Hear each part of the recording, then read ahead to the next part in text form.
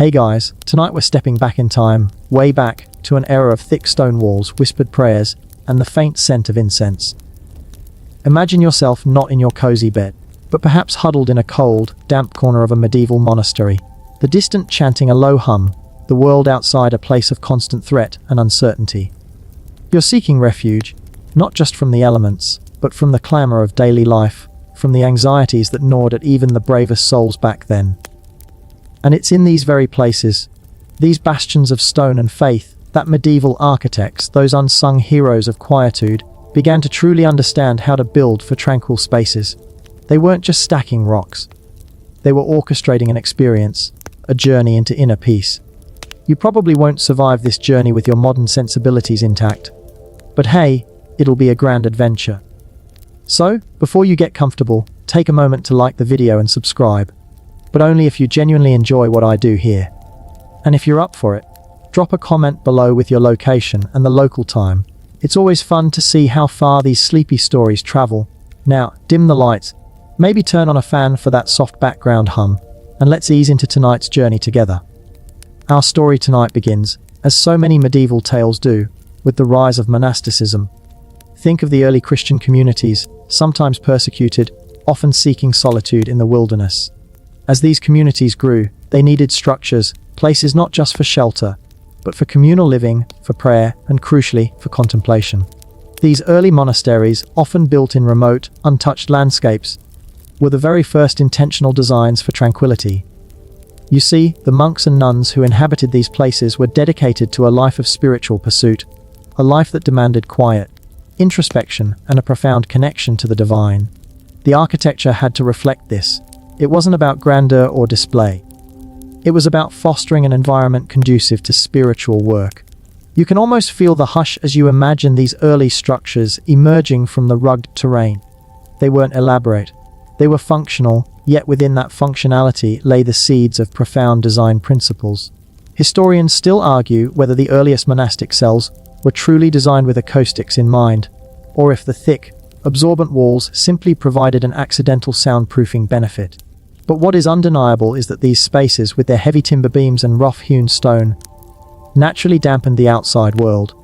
The monastic rule, particularly something like the rule of Saint Benedict, which became incredibly influential across Europe, emphasized silence. Monks were encouraged to speak only when necessary, and then in hushed tones. This deliberate cultivation of quietude wasn't just a social rule, it was an integral part of their spiritual discipline. So, the buildings themselves had to support this. You wouldn't put a bustling market square next to a monk's cell, would you? Unless you wanted a very stressed-out monk. Instead, these structures were often nestled in valleys, or perched on hillsides, away from the clamor of nascent towns. This geographical isolation was the first layer of tranquility. The next was the architectural design itself. Imagine walking into one of these early monastic churches. The light would be dim, filtered through small, often unglazed openings, or perhaps through thin sheets of alabaster. The air would be cool, even in summer, thanks to the sheer mass of the stone. The sounds you'd hear would be limited. The shuffle of sandaled feet, the rustle of robes, the soft murmur of prayer, maybe the distant bleating of a sheep from the monastery's own flock. There were no distractions, no vibrant frescoes demanding your attention, no grand organs booming out hymns. It was a space designed for internal focus. The very simplicity of the aesthetic forced you to look inward.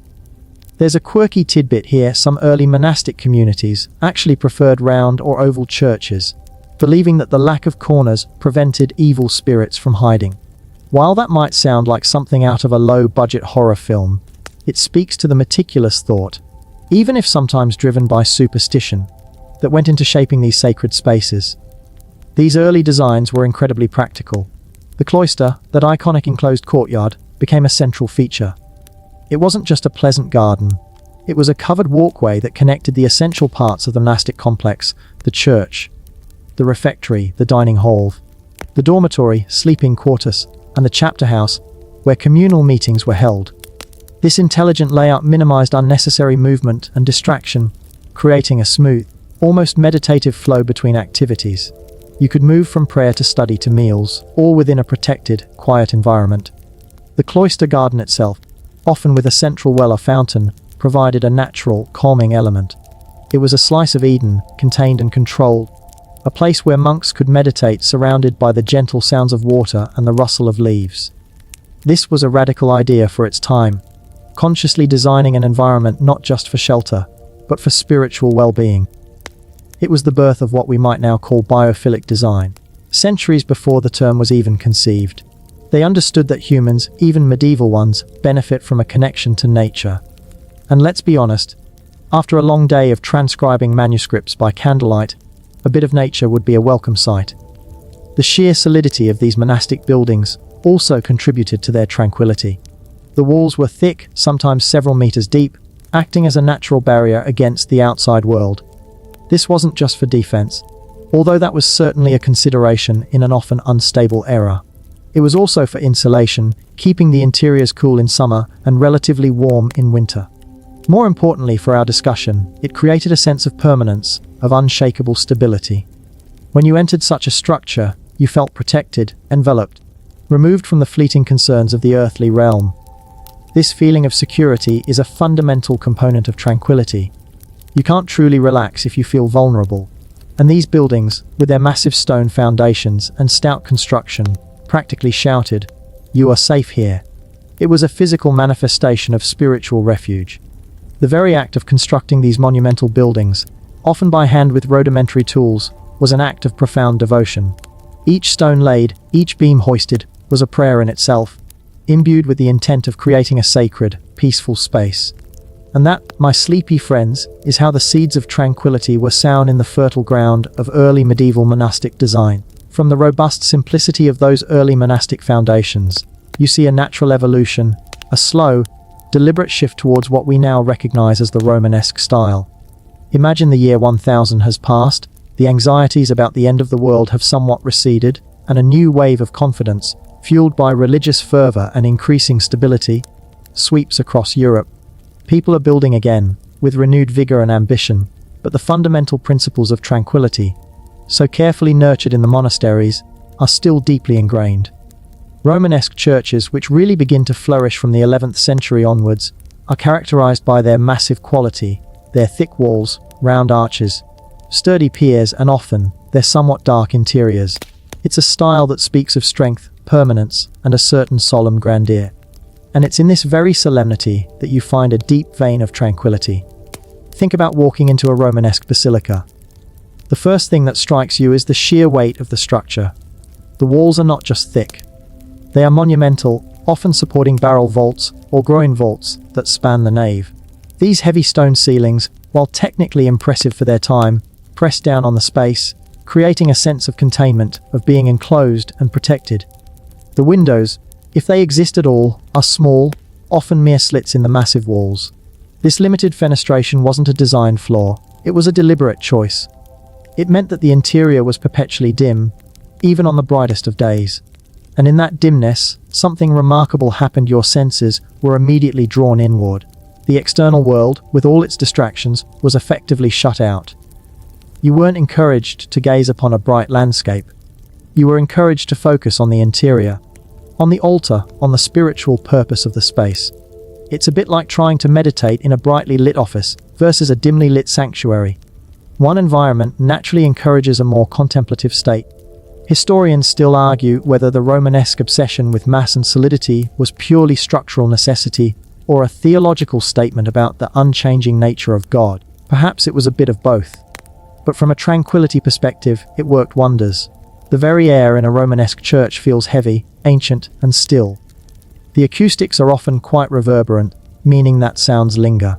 This might seem counterintuitive to tranquility, but imagine the effect of plain chant, sung by a choir of monks or priests. The notes would echo and intertwine, filling the vast space, transforming sound into a tangible, almost physical presence. It wasn't a crisp, clear sound. It was a swirling, enveloping sound which could be incredibly meditative. It's not unlike listening to a drone in modern ambient music. It allows your mind to drift, to settle, to find a rhythm. You wouldn't want to hold a lively conversation in such a space. Not that anyone would dare. The Romanesque style also made extensive use of robust, simple forms. Columns were often massive and cylindrical, their capitals carved with basic, almost abstract patterns, or sometimes with simple biblical scenes.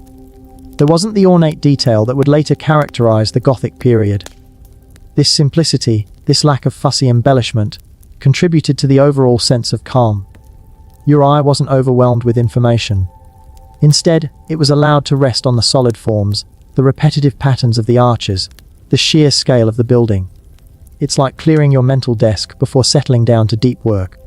The absence of visual clutter allows for mental clarity. There's a quirky tidbit here. Some Romanesque builders believed that the massive foundations and thick walls also acted as a deterrent to literal demons, keeping the sacred space pure and free from malevolent influences. So, the tranquility was not just for the faithful, but also to make sure the place wasn't occupied by any unwanted, pointy-tailed squatters. You also see a continued emphasis on the cloister in Romanesque architecture. The monastic complexes, which were often built in this style, perfected the cloister as a center of peace. The strong, repetitive rhythm of the arcades surrounding the central garden created a sense of ordered calm. Walking those arcades, you would experience a gentle interplay of light and shadow, the sounds of your footsteps echoing softly, the scent of herbs from the garden wafting in. It was a space designed for perambulation and contemplation, for a slow, measured pace of life. The very act of walking in circles around a contained garden, a ritualistic journey, can be profoundly calming. It allows the mind to wander without getting lost, to engage with a gentle, repetitive motion that grounds you. And the central garden, with its orderly beds and perhaps a bubbling fountain, provided a vital connection to the natural world, albeit a carefully curated one. The sheer durability of Romanesque construction also lent an air of permanence and stability. These buildings were built to last, to withstand the ravages of time, war, and even earthquakes. And many of them, remarkably, still stand today, a testament to the skill and foresight of their builders. When you are surrounded by something that has stood for centuries, something so solid and unyielding, it imparts a sense of security. It tells you that certain things endure, that there are anchors in a shifting world. This psychological comfort, this feeling of being part of something ancient and enduring, is a powerful contributor to tranquility. It's like that favorite old blanket you've had since childhood. It might be worn, but it offers unparalleled comfort and a sense of belonging. So, as you drift off, imagine yourself enveloped by the weighty embrace of a Romanesque church, its thick walls whispering ancient hymns of peace and stability, shutting out the chaos of the world, leaving you in a deep, introspective quiet. As the Romanesque era slowly gives way, you begin to perceive a different impulse shaping architectural design, one that champions an even more profound austerity, a deliberate stripping away of the superfluous to reach a purer form of spiritual tranquility. We're talking about the Cistercian order, a reformed branch of Benedictine monasticism that emerged in the late 11th century. These monks, in their quest for a stricter adherence to the rule of Saint Benedict, sought to reject anything that smacked of worldly extravagance. Their architecture, therefore, became a physical manifestation of their spiritual ideals, simplicity, humility, and a direct connection to God through unadorned contemplation. This commitment to austere design wasn't just a stylistic choice. It was a core theological principle, and it resulted in some of the most profoundly tranquil spaces of the medieval period. Imagine yourself in a Cistercian abbey. The first thing you notice is the striking absence of what you might expect in a grand medieval church. No elaborate carvings, no vibrant stained glass depicting complex narratives, no gold leaf glimmering in the dim light. Instead, you are confronted with unadorned stone. The walls are plain, the columns simple and robust, often without elaborate capitals. The light, though still restrained, is often clearer, less muted than in Romanesque structures, entering through modest, uncolored windows. This deliberate lack of visual distraction forces your mind to focus. There's nothing to entertain your eye, no narrative to follow on a painted wall.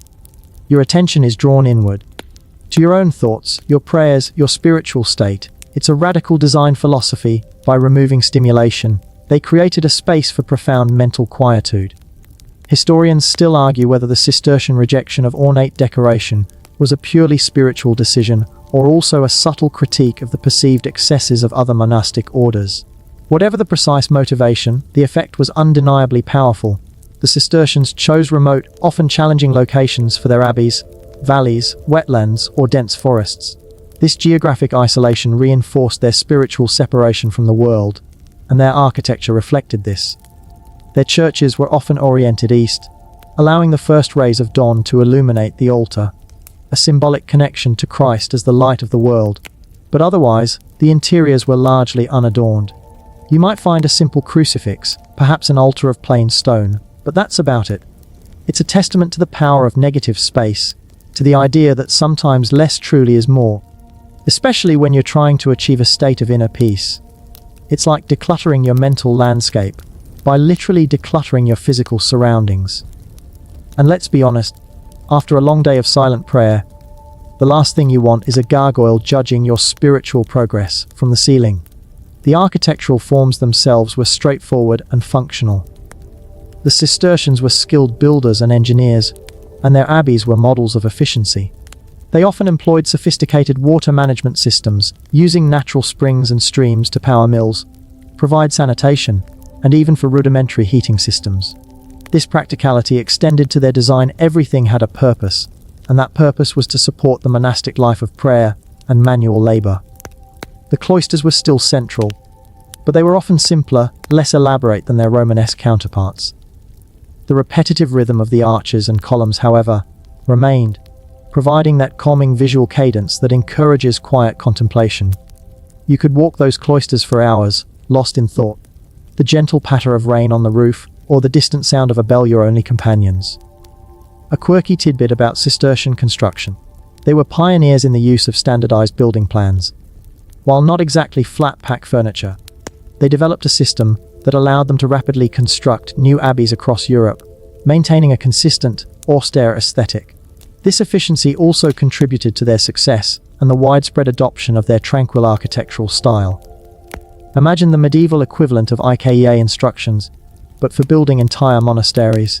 It makes you wonder if they had a designated monk whose job it was to decipher the slightly less than clear diagrams. But seriously, this systematic approach ensured that the serene atmosphere was consistently replicated, regardless of location. The Cistercian emphasis on labora, work, as well as ora, a prayer, meant that their buildings also had to accommodate practical activities. Their scriptoriums, where manuscripts were copied, were designed for focused work, often with large, uncolored windows to maximize natural light. Their infirmaries were simple, clean, and functional, aiming to provide a calm and hygienic environment for the sick. Even their dormitories, where monks slept collectively, were designed for a quiet, communal rest, with individual cells or bays separated by simple partitions. The overall effect was one of profound peace, not through elaborate display, but through deliberate restraint. It was a tranquility born of order, discipline, and a conscious rejection of worldly distraction. When you strip away all the external noise, all the visual clamor, what's left is a space for deep, internal quiet. And in these simple, unadorned stone halls, the Cistercian monks found a profound connection to the divine, a connection fostered by the very architecture that surrounded them. Their legacy reminds us that true serenity isn't always found in grand gestures, but often in the quiet power of simplicity. As the 12th century blossoms into the 13th, you witness one of the most astonishing transformations in architectural history, a departure from the grounded solidity of Romanesque and the stark purity of Cistercian design towards something altogether more ethereal and awe-inspiring, the Gothic cathedral. Suddenly, the focus shifts from thick, impenetrable walls to soaring heights, from dim, introspective light to a kaleidoscopic explosion of color, all while remarkably maintaining and even enhancing a profound sense of tranquility. It's a monumental leap of engineering and artistic vision, and it redefines what a sacred space can be. Imagine stepping from the weighty embrace of a Romanesque church into the boundless verticality of a Gothic cathedral. The first thing that hits you isn't the stone, but the light. It pours in through vast stained glass windows, transforming the interior into a shimmering, jewel-toned wonderland. These weren't just decorative panels. They were visual sermons, illustrating biblical stories and theological concepts in vibrant hues. But more than that, the colored light itself becomes a tangible presence, washing over you, dissolving the solidity of the stone, and creating an almost supernatural atmosphere. This ethereal quality, this sense of being immersed in something transcendent, is a powerful form of tranquility. It's not the quiet of a cave, but the quiet of a vast, open sky, where the concerns of the earth feel incredibly distant. The key to this revolutionary change lay in a few crucial architectural innovations. The pointed arch, unlike its rounded Romanesque predecessor, could support greater weight and direct thrust downwards more efficiently. This allowed for taller, thinner walls. But the real game changer was the flying buttress. These elegant, external supports transferred the outward thrust of the massive vaulted ceilings away from the walls, essentially propping them up from the outside. This freed up the wall space between the buttresses, allowing for the creation of those enormous windows. Historians still argue whether the primary motivation for these innovations was structural necessity or a theological drive to fill the churches with divine light. Regardless, the result was a monumental shift in the experience of sacred space. You're no longer just inside a building. You're inside a vessel of light, a container for the divine. The sheer height of Gothic cathedrals is itself a component of their tranquility. As you gaze upwards, your eye is drawn inexorably towards the heavens. The ribbed vaults, branching out like the canopy of an impossibly tall forest, create a sense of infinite upward motion. This verticality isn't just about showing off engineering prowess. It's about elevating the spirit, lifting your gaze from earthly concerns to the celestial realm. It's a subtle psychological trick. The more you look up, the less you focus on what's immediately around you, or perhaps what's bothering you. It's a bit like staring at the stars on a clear night. Your problems suddenly seem very small in comparison. And let's be honest, trying to find your friend in a Gothic cathedral is its own kind of meditative exercise in vastness. A quirky tidbit about Gothic construction: the master masons, who were essentially the architects of their day, often communicated complex structural information through highly intricate templates and models, some of which were so precise they could be used to directly cut stones. This meticulous planning and craftsmanship, often involving hundreds of skilled workers over decades, or even centuries, instilled a profound sense of dedication and purpose into the very fabric of the buildings. Every stone was laid with an understanding of its contribution to the overall soaring vision. The acoustics in Gothic cathedrals also play a fascinating role in their tranquility. While they are highly reverberant, much like Romanesque churches, the sheer volume of space means that sounds, particularly chanting and organ music, can be incredibly enveloping. The sound doesn't just echo, it seems to hang in the air, creating a resonant hum that can be deeply meditative. The grand scale and the interplay of sound and light create an immersive experience that can transport you, quiet your mind, and lead you into a state of contemplation. You can imagine the powerful effect of a choir singing plainsong, the notes swirling and building, filling every corner of the vast space, transforming it into a living, breathing instrument of devotion. This wasn't just sound, it was an atmosphere. The shift towards Gothic architecture was not just about engineering. It was a profound theological statement. It represented a desire to bring more light into the church, literally and metaphorically, as a symbol of divine presence and enlightenment. The very openness and lightness of the structures offered a contrast to the perceived darkness and weight of earlier styles. This sense of openness, of expansive grace, contributes significantly to a unique kind of tranquility. It's a tranquility that comes from awe, from feeling part of something vastly larger and more beautiful than yourself. As you drift into sleep, imagine the kaleidoscope of colors washing over you, the gentle hum of ancient stone, and the feeling of your spirit being effortlessly lifted towards an endless, tranquil sky. Having explored the towering majesty of Gothic cathedrals, you might assume tranquility is purely a visual or spatial phenomenon. But medieval architects, those ingenious individuals, understood something far more profound. Sound is an equally potent, if not more subtle, shaper of atmosphere. They designed not just for sight, but for hearing, meticulously crafting the soundscapes of their sacred spaces to enhance peace and contemplation. This was acoustic design centuries before anyone had a decibel meter. Imagine yourself standing in the nave of a medieval church. What do you hear? It's rarely absolute silence. Instead, you hear the quiet orchestration of a carefully designed acoustic environment. The thick, uneven stone walls of Romanesque churches, for instance, absorbed and diffused sound in a way that prevented sharp echoes, turning voices and chants into a rich, enveloping hum. This wasn't accidental. It was the natural outcome of their chosen materials and construction methods, and it was embraced for its calming effect. The sound didn't bounce frantically. It settled, it lingered, it became part of the very air. Historians still argue whether medieval builders had a codified understanding of acoustic principles, or if their success was primarily empirical, based on generations of trial and error. But what is undeniable is the consistent outcome spaces designed for optimal auditory experience. In Gothic cathedrals, the vast internal volume and the complex geometries of ribbed vaults and soaring arches created incredibly long reverberation times. This meant that a single note sung by a choir could hang in the air for many seconds, intertwining with subsequent notes to create a sustained, ethereal chord. This wasn't a place for snappy conversation. It was a place for sonic immersion, where the sound of plainsong or an organ could literally wash over you, creating a meditative trance. You wouldn't be humming a pop song in here. You'd be humming a Gregorian chant, whether you meant to or not. Consider the role of the human voice. In an age before microphones and loudspeakers, the ability to project the spoken word and sung prayer throughout a vast space was paramount. Pulpits were strategically placed, often high up, to allow the preacher's voice to carry. The stone surfaces, while often cold, were also excellent at reflecting sound, allowing voices to resonate and fill the space without being lost.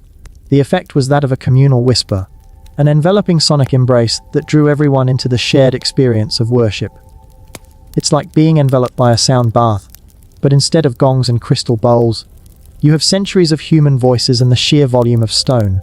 A quirky tidbit: some medieval churches, particularly those with a focus on pilgrimage, were said to have whispering galleries. These were architectural features, often curved walls or domes, that allowed a whisper from one side of the gallery to be heard clearly on the opposite side, sometimes hundreds of feet away. While perhaps not strictly designed for tranquility, this acoustic phenomenon certainly added to the mystique and wonder of the space, reminding visitors of the hidden powers within the architecture, and perhaps encouraging a quiet reverence. You can just imagine monks playing elaborate games of telephone across the nave, if they weren't so devout, of course. Beyond the main liturgical spaces, medieval architects also considered sound in other areas of the monastic complex. In the scriptorium, where monks copied manuscripts, the acoustic design aimed for quiet absorption. Soft, absorbent materials were rare, but the careful placement of workstations, the high ceilings, and the sheer discipline of the monks meant that the primary sounds would be the scratching of quills, the rustle of parchment, and the turning of pages.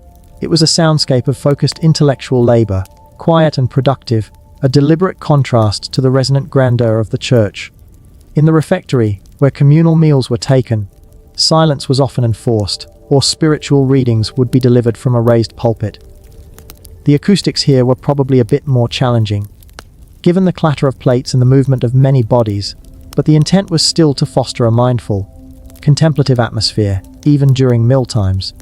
The overarching principle of medieval acoustic design for tranquility was to control and shape sound, not eliminate it entirely. It was about creating an environment where certain sounds, particularly those associated with worship and contemplation, were enhanced and allowed to resonate, while disruptive noises were minimized or muffled. The natural world also played a part: the sound of a distant bell, the gentle rustle of leaves in the cloister garden, the distant babble of a stream. These natural sound elements were often integrated into the overall sonic experience, adding layers of calm and connection to the broader world, but always filtered, always softened. It was a sophisticated understanding of how sound affects the human psyche, long before the scientific study of acoustics. They understood that a space that sounds right inherently feels right and contributes immensely to a sense of inner peace. And as you drift off, let the echoes of ancient chants and the gentle hum of stone fill your mind, guiding you into a deep and serene slumber. Building on the intricate soundscapes we've just explored, you'll discover that medieval architects didn't just manipulate sound. They actively integrated another powerful element of nature to foster tranquility: water. From the gentle babble of a fountain in a cloister garden to the strategic placement of moats and wells, water was not merely a practical necessity. It was an intentional design choice, its rhythmic presence woven into the very fabric of peaceful medieval spaces. Imagine the sheer rarity and preciousness of clean, flowing water in the medieval era. It was a lifeline, a necessity for sanitation, drinking, and agriculture. But beyond its utility, water held profound symbolic meaning, especially in religious contexts. It represented purity, cleansing, and life itself. By incorporating water features into their designs, medieval builders brought these powerful associations into the heart of their tranquil spaces. The very sight and sound of water became a constant, gentle reminder of spiritual refreshment and natural order. Consider the cloister garden, a feature we've touched upon before. At its heart, you often find a central fountain or well, sometimes simple, sometimes exquisitely carved. The sound of water trickling, splashing, or bubbling from these features is incredibly soothing. It's a soft, rhythmic background noise that masks other, harsher sounds, creating an acoustic blanket of calm. In a world without constant artificial noise, the natural sounds of water would have been deeply grounding and restorative. Historians still argue whether the specific design of these fountains was primarily aesthetic or functional, or if their calming effect was a fortunate, albeit intended, byproduct. Regardless, the outcome was a profound sense of peace. It's like having a natural white noise machine, but one that looks significantly more impressive and doesn't require batteries. Beyond the cloister, water was integrated into broader monastic and castle complexes. Moats, while primarily defensive, also served as significant water features. The still, reflective surface of a moat surrounding a monastery or a fortified dwelling could create a sense of separation from the outside world, a boundary of calm. The movement of water, even a gentle ripple, could also be subtly mesmerizing, contributing to a meditative atmosphere. For instance, the Cistercians, masters of water management, often channeled streams through their abbeys, using the flow for sanitation, powering mills, and even creating small pools or fish ponds. This integration of flowing water into the very infrastructure of the abbey would have provided a constant, gentle auditory and visual presence, linking the man-made environment to the natural world in a profoundly calming way. A quirky tidbit: some monastic sites in arid regions developed remarkably sophisticated canats or underground aqueduct systems to bring water from distant springs. The very act of engineering these hidden waterways, designed to sustain life and provide that calming element, speaks to the immense value placed on water's presence. Even when it wasn't overtly visible, it was a hidden network of tranquility, a secret serenade flowing beneath the stone. The act of collecting water from a well, a daily ritual for many, also fostered a connection to this life-giving element. The sound of the rope unwinding, the splash of the bucket, the creak of the pulley, these were the subtle sounds of daily life, but they were also rhythmic and grounding. In a world where every resource was valued, the presence of clean, accessible water within a tranquil space was a luxury that contributed significantly to well-being. It wasn't just about quenching thirst. It was about the psychological comfort of knowing a vital resource was close at hand, flowing freely. The use of water also had a cooling effect. In warmer climates, the presence of fountains and reflective pools would have lowered the ambient temperature through evaporation, making enclosed spaces more comfortable. Thermal comfort, as we'll discuss later, is a key, often overlooked, component of tranquility. You can't relax if you're uncomfortably hot, so the cool air rising from a fountain, combined with its gentle sound, would have created an oasis of calm even on a sweltering day. It was a low-tech air conditioner, powered by gravity and good design. Ultimately, medieval architects understood that the natural world, in all its forms, held immense power to soothe and restore. By carefully incorporating water with its rhythmic sounds, reflective surfaces, and life-giving properties into their architectural designs, they weren't just building structures. They were cultivating environments for profound peace and contemplation. The gentle gurgle of a fountain in a cloister, the distant murmur of a stream flowing through an abbey, or the placid surface of a moat, these were not incidental details. They were integral parts of the overall design for tranquility, a watery symphony of calm. So, as you close your eyes, let the imagined sounds of ancient waters gently lull you to sleep, a timeless rhythm of peace. Having immersed ourselves in the calming sounds of water, let's pivot to a space where that tranquility found its most refined expression, the cloister garden. You've heard me mention cloisters before, those enclosed courtyards so central to monastic life. But it's in their gardens, meticulously designed and tended, that medieval architects and monks truly created inner sanctuaries, places of profound contemplation and quiet reflection that were the beating heart of monastic tranquility. Imagine yourself stepping into one of these gardens. The transition from the stone confines of the monastery buildings to the open air, yet still enclosed, space of the garden is immediate and profound. The harshness of the external world, even the muted one beyond the monastery walls, completely falls away. You are surrounded by green, by carefully cultivated plants, by the sounds of birds, and perhaps that ever-present gentle gurgle of a central fountain. This isn't a wild, untamed garden. It's an ordered, rational space, a microcosm of paradise, designed to reflect divine order and provide a setting for spiritual work. The layout of the cloister garden was almost universally a quadrangle, divided into 4 quadrants by pathways that often intersected at a central point, usually a well or fountain. This geometric precision was not just about aesthetics. It was deeply symbolic, representing the 4 rivers of paradise, the 4 gospels, or the 4 corners of the earth. This underlying order brought a sense of stability and harmony, which are fundamental to a tranquil environment. When your surroundings are organized and predictable, your mind is freed from the need to process chaos, allowing it to settle into a state of quiet focus. Historians still argue whether the geometric precision of these gardens was a direct outgrowth of Roman garden design principles or a fresh, medieval theological interpretation. The plants themselves were carefully chosen, not just for their beauty, but for their practical uses and their symbolic meaning. You would find medicinal herbs for the infirmary, vegetables for the refectory, and plants with symbolic significance like lilies, purity, or roses, the virgin merit. The scent of these plants, the earthy aroma of herbs, the sweetness of flowers would have filled the air, adding another layer to the sensory experience of tranquility. Smell, as you know, is a powerful trigger for memory and emotion, and a pleasant, natural scent contributes immensely to a feeling of peace and well-being. It's like a medieval aromatherapy session, minus the expensive diffusers. And you wouldn't want a monk to be overwhelmed by the scent of, say, a particularly pungent cheese while trying to meditate. A quirky tidbit: some cloister gardens contained ortus conclusus, or enclosed gardens within them.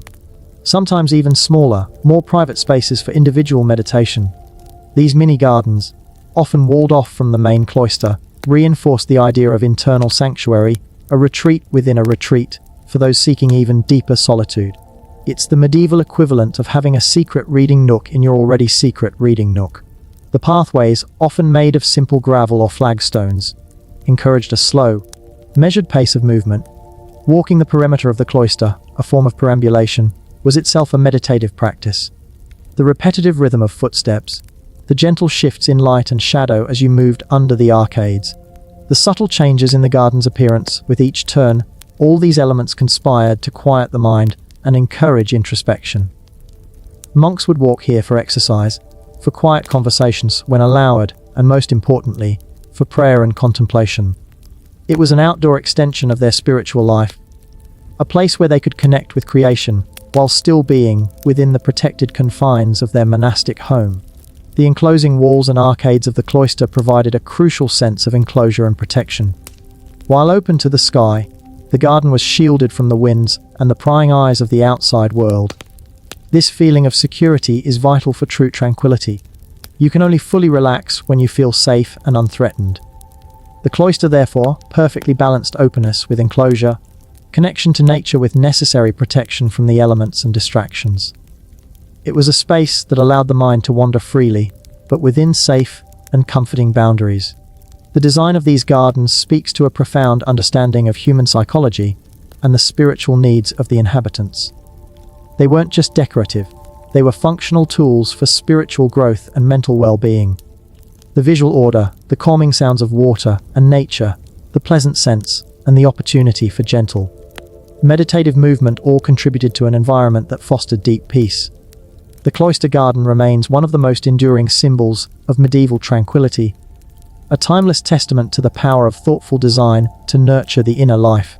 And as you imagine yourself strolling those ancient paths, enveloped by quiet and nature, let the peace of the cloister garden guide you gently into sleep. From the serene order of the cloister garden, you'll find that medieval architects weren't just masters of space and sound. They were profoundly adept at understanding the emotional resonance of the very materials they used. The choice of stone, wood, and the manipulation of light weren't arbitrary decisions. They were deliberate acts that profoundly influenced the feeling of a space, shaping its atmosphere and contributing to its tranquility. Imagine touching the cool, solid stone of a medieval wall. The sheer permanence and earthiness of stone, whether rough-hewn or finely dressed, immediately grounds you. It connects you to the ancient past, to the very bedrock of the earth. This inherent quality of stone, Its durability and mass conveys a sense of stability and security. In a world often chaotic and uncertain, the unyielding presence of stone offered psychological comfort. It was a reassuring embrace, promising shelter and protection. This feeling of being safely enclosed is a fundamental prerequisite for tranquility. You can't truly relax if you feel vulnerable or exposed. Historians still argue whether the specific quarries chosen for certain cathedrals were purely logistical, or if there was a subtle appreciation for the inherent qualities, like color or texture, of the local stone. Wood, on the other hand, brought warmth and organic texture to medieval interiors. Think of the intricate timber roofs of many Gothic churches, the sturdy oak doors, or the carved choir stalls. Wood, being a living material, softened the austerity of stone. Its grain patterns, its natural variations in color, and even its subtle scent contributed to a more inviting and comfortable atmosphere. In monastic dormitories or refectories, where more intimate human activity took place, wood was often more prevalent, creating spaces that felt more domestically scaled and inherently cozy. The combination of cool stone and warm wood created a balanced environment, addressing both the need for monumentality and for human comfort. It's like a really good cup of tea in a solid ceramic mug. Both elements combine for ultimate comfort. And let's be honest, trying to carve a delicate gargoyle out of wood would be a lot less forgiving than stone, leading to more tranquil carvers, probably. But perhaps the most profound material medieval architects worked with was light itself. Not a physical material in the traditional sense, but light was shaped, filtered, and manipulated with extraordinary skill to evoke specific moods and spiritual experiences. In Romanesque churches, the small, often unglazed windows created a dim, introspective atmosphere where light served to illuminate specific areas, like the altar, rather than flood the entire space. This focused illumination encouraged deep contemplation and a sense of solemn reverence. The light was a gentle invitation to look inward, to reflect in the hushed, almost secretive glow. With the advent of Gothic architecture, the use of light transformed dramatically. Stained glass became the dominant feature, turning entire walls into luminous tapestries of color. The light that poured through these windows was no longer just illumination. It was a transcendent presence. It bathed the interior in jewel tones, creating an ethereal, otherworldly atmosphere. The colored light dissolved the solidity of the stone, making the structure feel less like a heavy building and more like a celestial vessel. This vibrant, yet diffused light created a unique kind of tranquility, one born of awe and spiritual upliftment. It was a light that encouraged elevation, drawing the eye and the spirit upwards. A quirky tidbit about stained glass: the medieval glassmakers often used metallic oxides to achieve their vibrant colors, but the precise recipes were closely guarded secrets, passed down through generations. The slight imperfections in the glass, the variations in thickness, and the presence of tiny bubbles all contributed to the mesmerizing, shimmering quality of the light as it passed through, adding a layer of subtle movement and life to the interior. It was a living light show, put on by nature and skilled artisans. The interplay of light and shadow was also carefully considered. In Gothic cathedrals, the deep recesses of the triforium and the shadowy areas behind the soaring columns created pockets of darkness that offered visual respite from the intense light of the windows. This contrast added depth and drama, preventing the space from feeling overwhelmingly bright and uniform. It allowed the eye to rest, and for the mind to process the grandeur in stages. Even the simple placement of a window high up in a wall, creating a pool of light on the floor below, could become a powerful focal point for quiet contemplation. Ultimately, medieval architects understood that the feeling of a space is as much about its sensory qualities as its structural integrity. By carefully selecting and combining natural materials like stone and wood, and by masterfully manipulating the ephemeral quality of light, they created environments that profoundly impacted the human psyche. These spaces were not just functional. They were designed to soothe, to inspire, and to quiet the restless mind, fostering a deep and enduring sense of tranquility that resonates even today. As you drift into slumber, imagine the cool touch of stone, the warm embrace of wood, and the gentle, colored light washing over you, bringing a profound sense of peace. As you delve deeper into the medieval mind, you'll encounter a concept that underpinned much of their architectural design, particularly in sacred spaces, sacred geometry. This wasn't merely about aesthetic appeal. It was a belief that certain mathematical ratios and geometric patterns held intrinsic divine harmony, and by incorporating them into their buildings, architects could infuse those structures with balance, order, and ultimately, a profound sense of peace. Imagine a medieval master mason not just as a builder, but as a philosopher and a theologian. For them, mathematics was not an abstract science, but a pathway to understanding the divine order of the universe. They believed that God was the supreme geometer, and that the cosmos was created according to perfect, harmonious proportions. By replicating these divine proportions in their churches, cathedrals, and monastic buildings, they believed they were creating spaces that resonated with the very fabric of creation, fostering an environment where human beings could feel more connected to the divine, and consequently, experience a deep sense of calm and order. The most famous of these proportions was the golden ratio, or phi, approximately 1:618. While historians still argue whether medieval builders explicitly calculated the golden ratio as we do today, there is ample evidence that they intuitively, or through empirical methods, applied proportions that closely approximated it. You see it in the relationship between the height and width of naves, in the spacing of columns, and even in the dimensions of individual architectural elements. These proportions were believed to be inherently pleasing to the human eye and mind, creating a sense of visual balance and harmony that contributed directly to a feeling of tranquility. When something just looks right and feels balanced, it lessens cognitive load, allowing your mind to relax. It's like finding the perfect angle for your pillow. It just feels right. Beyond the golden ratio, other fundamental geometric forms held deep significance. The circle, representing eternity and perfection, often appeared in rose windows, baptismal fonts, and the overall circular flow of certain elements.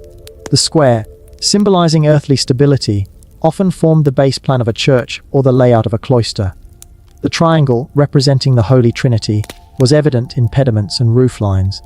By combining and layering these sacred forms, medieval architects created complex yet harmonious compositions that spoke to both the intellect and the soul. They believed that encountering these patterns, even subconsciously, brought the viewer closer to divine truth, and in doing so, instilled a sense of order and peace. A quirky tidbit: some medieval masons would use a simple rope and pegs, or even just their outstretched arms and body measurements, to lay out complex geometric patterns on the ground.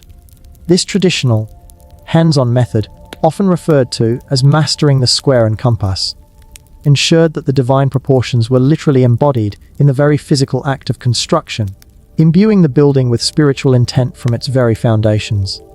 So, it wasn't just about the math, it was about the ritual. You can almost hear the soft thud of the pegs and the quiet calculations as they laid out the foundations, a meditative act in itself. The use of numerical symbolism also played a role.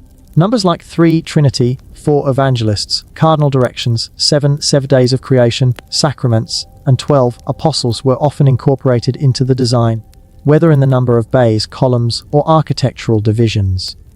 While not strictly geometry, this numerical order contributed to the overall sense of a divinely ordered, harmonious space.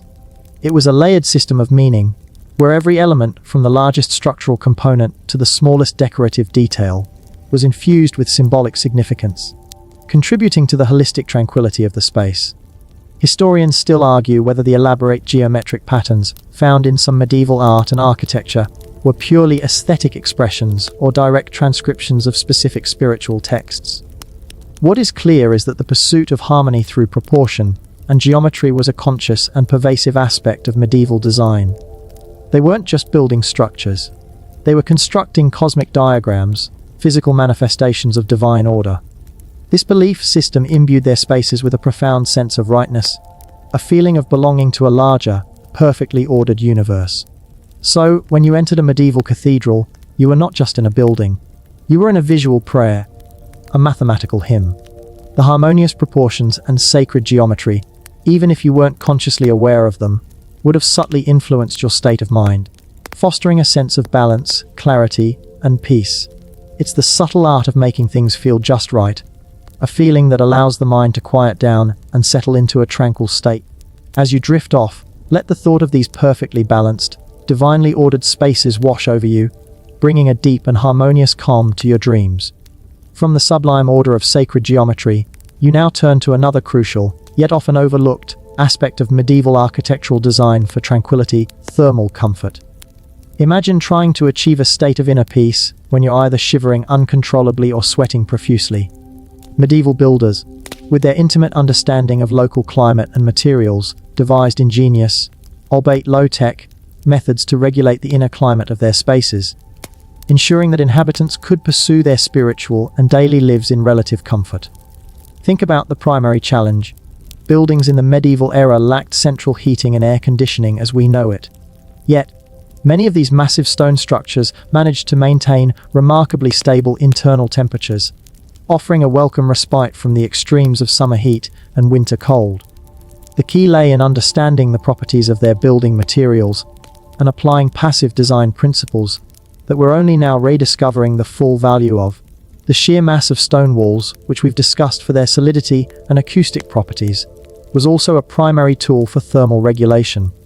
Stone has high thermal mass, meaning it absorbs and stores heat slowly. During the day, particularly in summer, the thick walls would absorb the sun's warmth, preventing it from immediately radiating into the interior. At night, as the exterior cooled, the stored heat would slowly release, helping to keep the interior warmer than the outside air. In winter, the process reversed. The walls would retain any heat generated internally, and their thickness would slow the ingress of cold from outside. It's like a giant, ancient thermos, keeping its contents at a relatively stable temperature. Historians still argue about the precise degree to which medieval builders consciously calculated thermal mass versus simply building robustly, but the effect was undeniably beneficial for comfort. Ventilation was another crucial element. While windows were often small, particularly in Romanesque structures, they were strategically placed to allow for cross-ventilation when desired. In cloisters and dormitories, for instance, careful placement of openings could create gentle air currents, helping to cool spaces in warmer months. The high ceilings of churches and cathedrals also played a role. Warm air, being less dense, would rise, collecting in the upper reaches of the vaults, while cooler air would remain at floor level, providing a more comfortable temperature for the congregation. This natural stratification of air was an effective, passive cooling mechanism. You wouldn't want a sudden draft during a solemn mass, but a gentle air circulation would be a welcome relief. A quirky tidbit: some monastic infirmaries, particularly in larger abbeys, were built with sophisticated underfloor heating systems, similar to Roman hypocausts. Hot air from external furnaces would be channeled through ducts beneath the floor, radiating warmth upwards. While rare and labor-intensive, these systems demonstrate a clear intent to provide enhanced thermal comfort in spaces dedicated to healing and care. Imagine the luxury of warm feet during a long winter night in a medieval hospital. It was a game-changer for patient tranquility. The orientation of buildings also mattered. Churches were typically oriented east-west, meaning the long sides faced north and south. In northern climates, this meant the north wall, which received less direct sunlight, could be thicker and have fewer windows to minimize heat loss in winter. The south wall, exposed to more sun, might have more or larger windows, sometimes shaded by overhangs or external elements in summer, to prevent overheating. This kind of intuitive bioclimatic design was inherent in their building practices, guided by centuries of observation and adaptation to local conditions. Furthermore, the materials used internally contributed to thermal comfort. Stone floors, while cold to the touch, helped to keep spaces cool in summer. Wooden floors, on the other hand, offered a warmer, more insulating surface in areas like dormitories or domestic spaces. Even the simple presence of draperies or tapestries, while primarily decorative or symbolic, would have provided a thin layer of insulation against cold walls, further contributing to a sense of warmth and coziness in winter months.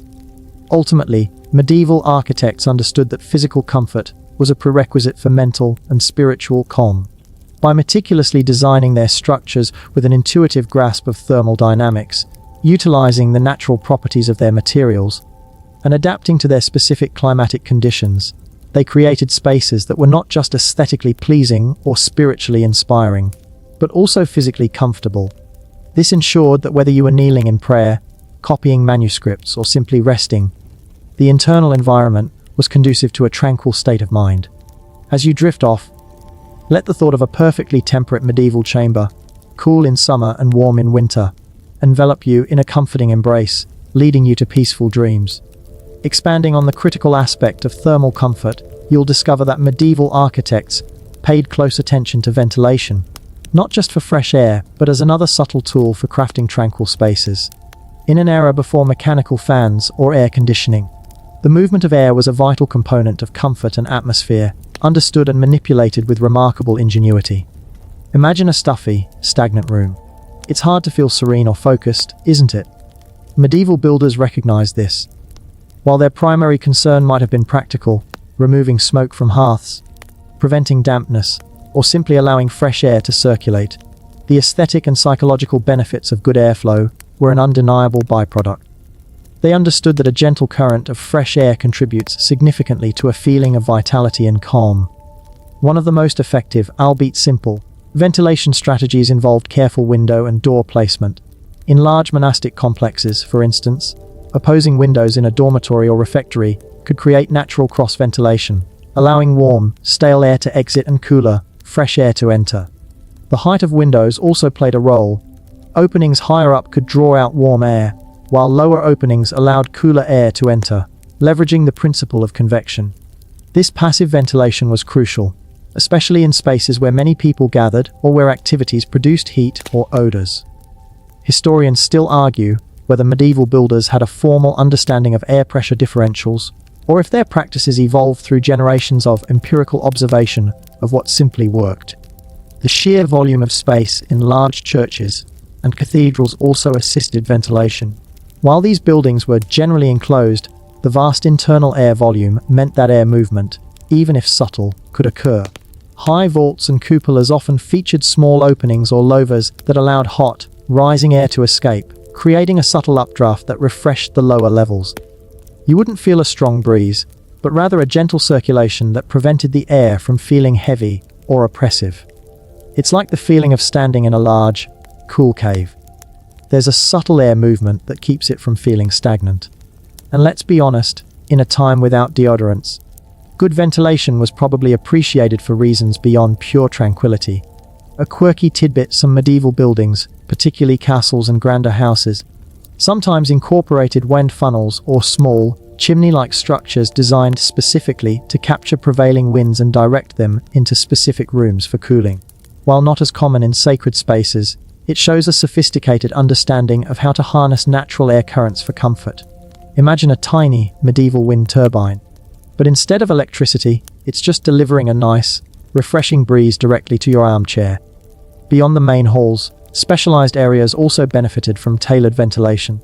In scriptoriums, where monks spent hours hunched over manuscripts, fresh air was vital for concentration and health. Large, uncolored windows, often on multiple sides, were designed to maximize light and airflow, ensuring a well-ventilated and brightly lit workspace. In kitchens and other service areas, flues and chimneys were expertly designed to draw out smoke and cooking odors, preventing them from permeating the rest of the building. This attention to functional airflow, while practical, also contributed to the overall pleasantness and tranquility of the environment. No one wants their prayer interrupted by the smell of burnt porridge. The design of courtyards, like the cloisters, also factored into ventilation. While providing enclosed, quiet spaces, they also allowed for natural air movement and the ingress of fresh air, creating microclimates that were often cooler and more pleasant than the bustling streets outside. The central open space allowed for air to circulate freely before entering the surrounding arcades and rooms, acting as a kind of natural air filter and conditioner. Ultimately, medieval architects understood that comfortable airflow was an intrinsic part of a habitable and tranquil environment.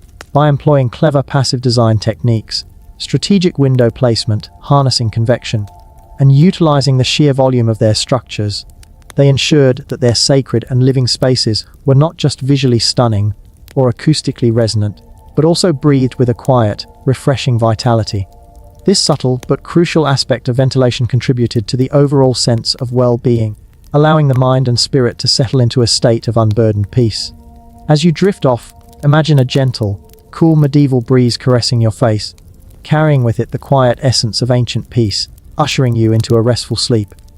Having explored the invisible dance of air, you'll now turn your gaze to another element medieval architects masterfully wielded to sculpt tranquil spaces: natural light.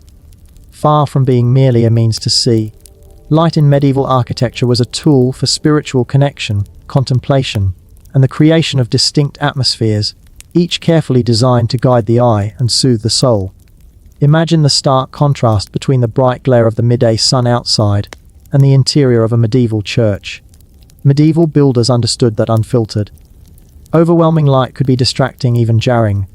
Instead, they sought to control and modulate natural light, using it to create zones of illumination, to highlight sacred objects, and to evoke specific spiritual moods. It wasn't about maximizing lumen output, it was about orchestrating an experience. In early Romanesque churches, as we touched on, the small, deeply recessed windows filtered the light, creating a dim, mysterious and introspective atmosphere. Light entered almost as a shaft, illuminating dust motes dancing in the air, creating a palpable sense of presence and sacredness. This subdued lighting encouraged reverence and a focus on the altar, drawing the worshipper's attention inward.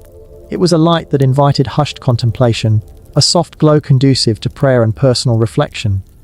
You wouldn't read a newspaper in this light. You'd be reading your own soul. Historians still argue whether the limited window size in Romanesque was primarily a structural necessity for massive walls or a deliberate theological choice to emphasize the transition from the dark world outside to the inner light of faith.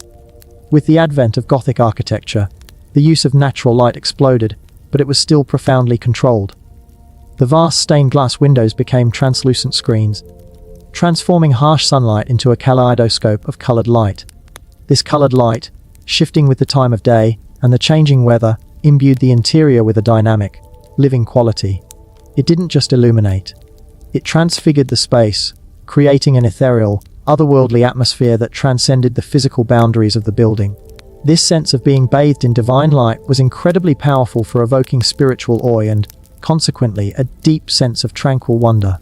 It's like being inside a gigantic, constantly changing gemstone, where every facet of light brings a new wave of peace. The strategic placement of windows also created focused zones of light.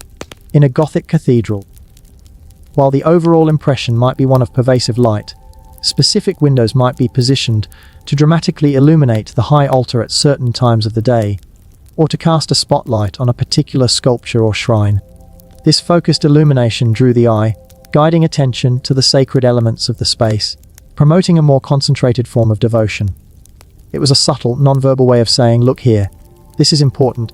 A quirky tidbit: some medieval builders were so attuned to natural light that they designed specific windows to align with solstices or equinoxes, allowing sunlight to strike particular points or objects only on those significant days.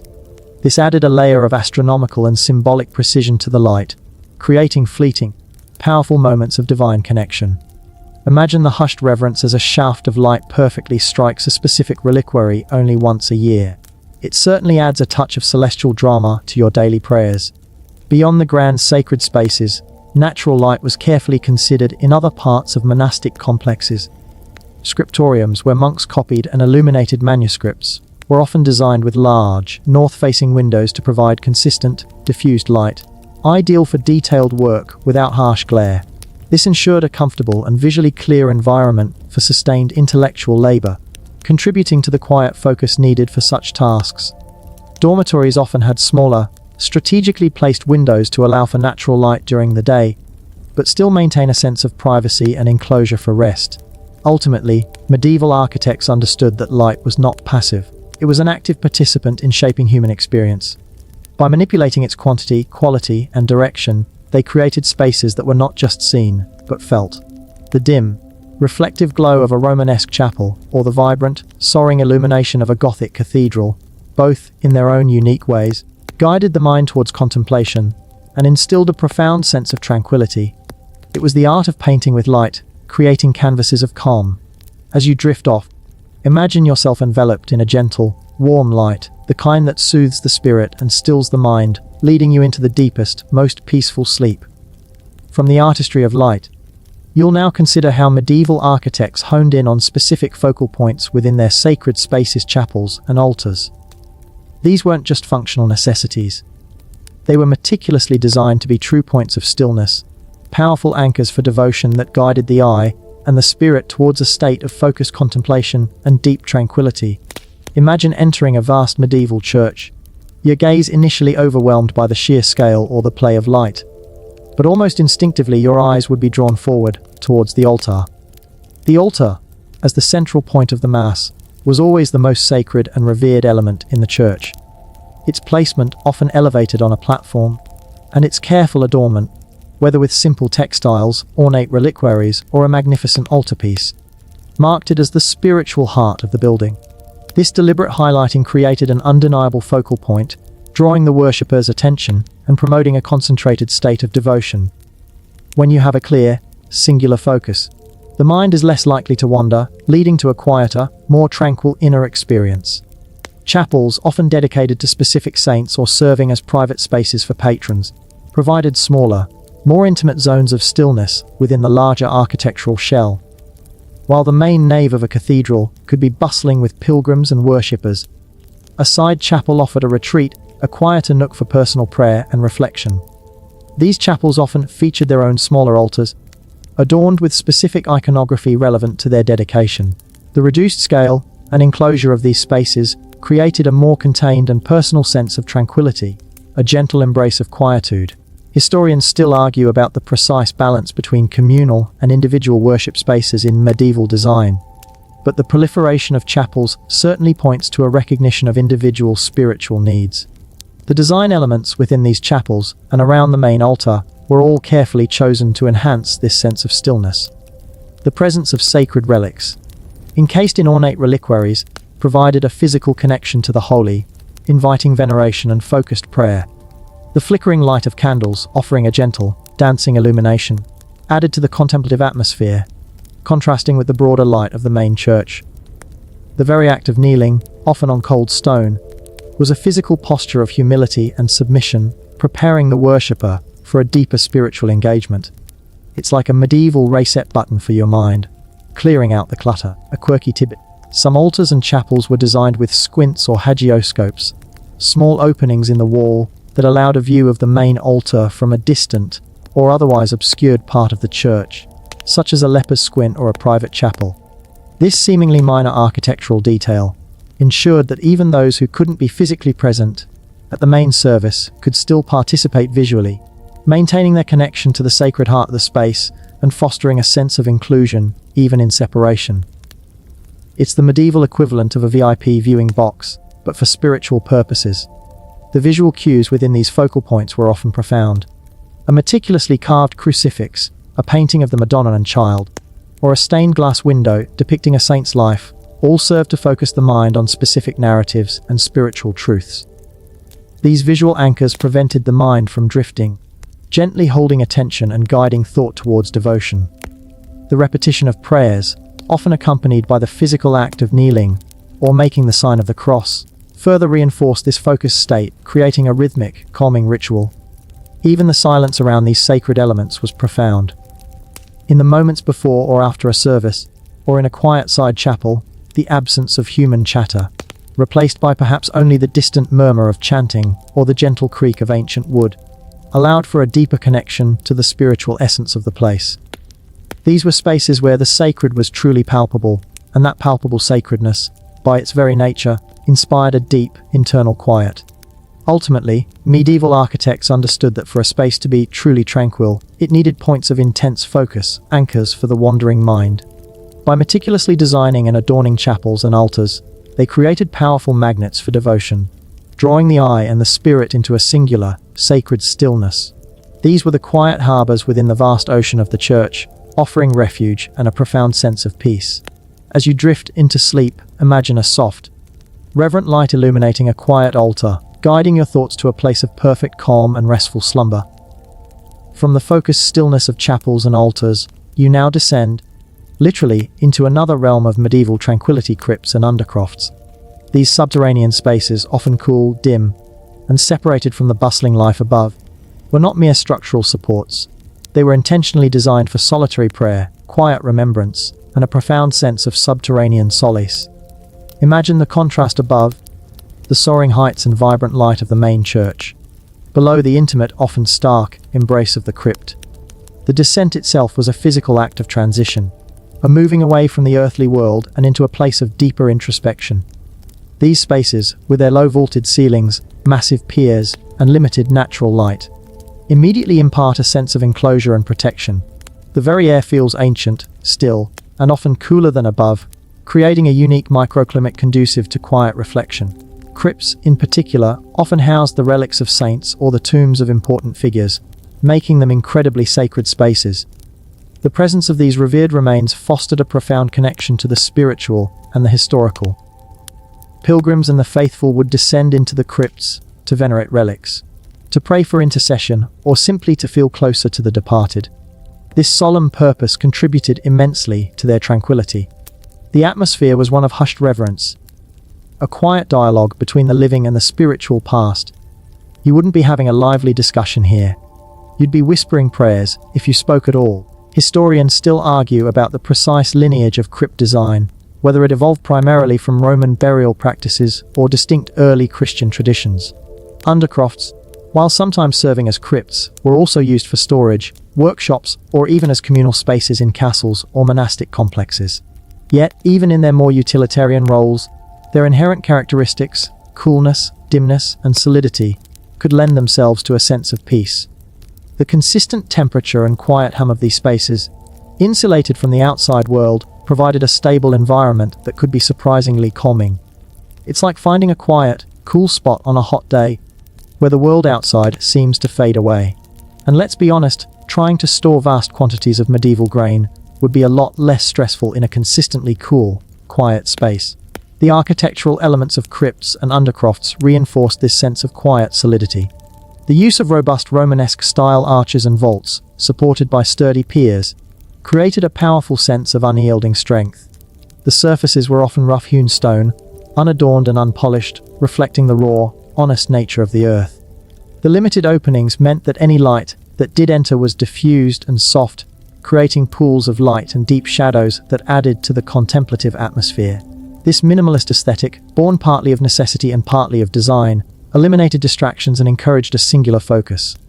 A quirky tidbit: some crypts were deliberately designed with specific acoustic properties, either to enhance the lingering echoes of chanted prayers or to create a palpable sense of silence, almost a vacuum of sound that could be profoundly unsettling yet also deeply meditative. Imagine the sound of a single voice singing in such a space, reverberating endlessly, a timeless echo of devotion. It's like stepping into an ancient sound chamber, where every breath is magnified and every thought is amplified. The psychological impact of being underground also contributed to the tranquility.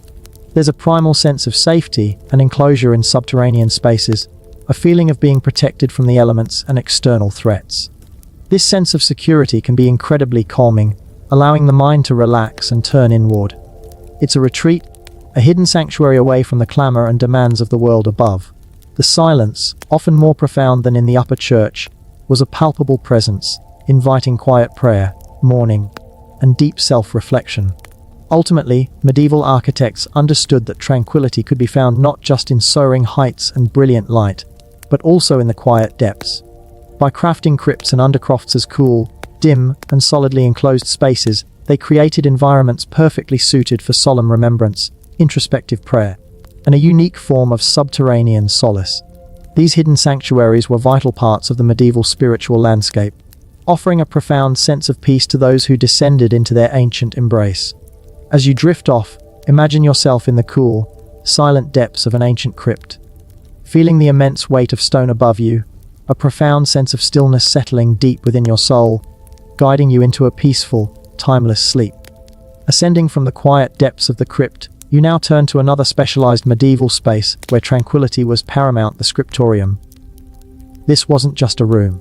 It was a sanctuary of scholarship, a dedicated zone within a monastery where monks meticulously copied and illuminated manuscripts, demanding an environment of profound quiet and focused diligence. Imagine the daily life of a medieval monk tasked with the sacred duty of preserving knowledge. They would spend countless hours, often from dawn until dusk, hunched over desks, their quills scratching softly on parchment. Such precise and demanding work required absolute concentration, free from distraction. Medieval architects understood this intimately, and the scriptorium was designed to facilitate exactly that intense, quiet study. The primary design principle of a scriptorium was ample, consistent natural light. Unlike the dim, contemplative light of the church, the scriptorium needed bright, yet diffused, illumination. This was typically achieved through large, often uncolored or lightly colored windows, ideally facing north to minimize direct sunlight and harsh glare, ensuring a consistent light quality throughout the day. South-facing windows might have been present, but likely had overhangs or other shading devices to prevent overheating and direct glare. This careful manipulation of light was crucial for eye comfort and the detailed work of copying intricate texts and creating delicate illuminations. You wouldn't want a monk squinting. That's a recipe for a very grumpy scribe and a very crooked line of text. Historians still argue about the exact methods medieval scribes used to prevent eye strain, but the emphasis on optimal lighting is undeniable. Beyond light, the scriptorium was designed for acoustic tranquility. The goal was to minimize noise. While the thick stone walls of the monastery provided general soundproofing from the outside world, internal sounds were also managed. Often, the scriptorium would be located away from the noisier parts of the monastery, such as the kitchens or workshops. The layout within the room often featured individual carrels or workstations, sometimes separated by partitions, further reducing auditory distractions between scribes. The primary sounds would be the soft rustle of parchment, the rhythmic scratch of a quill, and perhaps the occasional quiet cough or page turn. It was a soundscape of focused, productive silence. A quirky tidbit: some scriptoriums had a special armarium, or wall niche where the manuscripts were stored, often directly adjacent to the writing area. This meant monks didn't have to wander far to retrieve or return books, further minimizing movement and disruption in the sacred space of study. It was the medieval equivalent of having all your office supplies within arm's reach, but instead of sticky notes, it's priceless ancient texts. The furniture in the scriptorium, though simple, was also designed for the task. Desks were typically sloped to allow for comfortable writing, and often had compartments for inkwells and quills. Seating was likely simple benches or stools. The focus was on functionality and ergonomics for sustained work, not on luxury or ornamentation. This utilitarian approach to design contributed to the overall atmosphere of serious, quiet endeavor. There were no plush armchairs here. This was a place for mental exertion. Thermal comfort was also a consideration. As we discussed, thick stone walls help regulate temperature. In colder climates, some scriptoriums might have had a central brazier or even a fireplace, though strict fire safety rules would have been in place, given the highly flammable nature of parchment and books. Monks might also wear specific robes or use foot warmers to stay comfortable during long hours of work. A comfortable body allows for a more tranquil and focused mind. The scriptorium was more than just a workspace. It was a testament to the medieval value of intellectual pursuit and the preservation of knowledge. The very act of meticulously copying texts, often with beautiful calligraphy and intricate illuminations, was itself a meditative and spiritual exercise.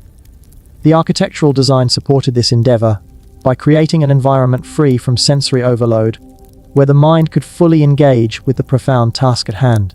It was a place where silence was not an absence, but a presence, a canvas upon which knowledge was painstakingly recorded and preserved.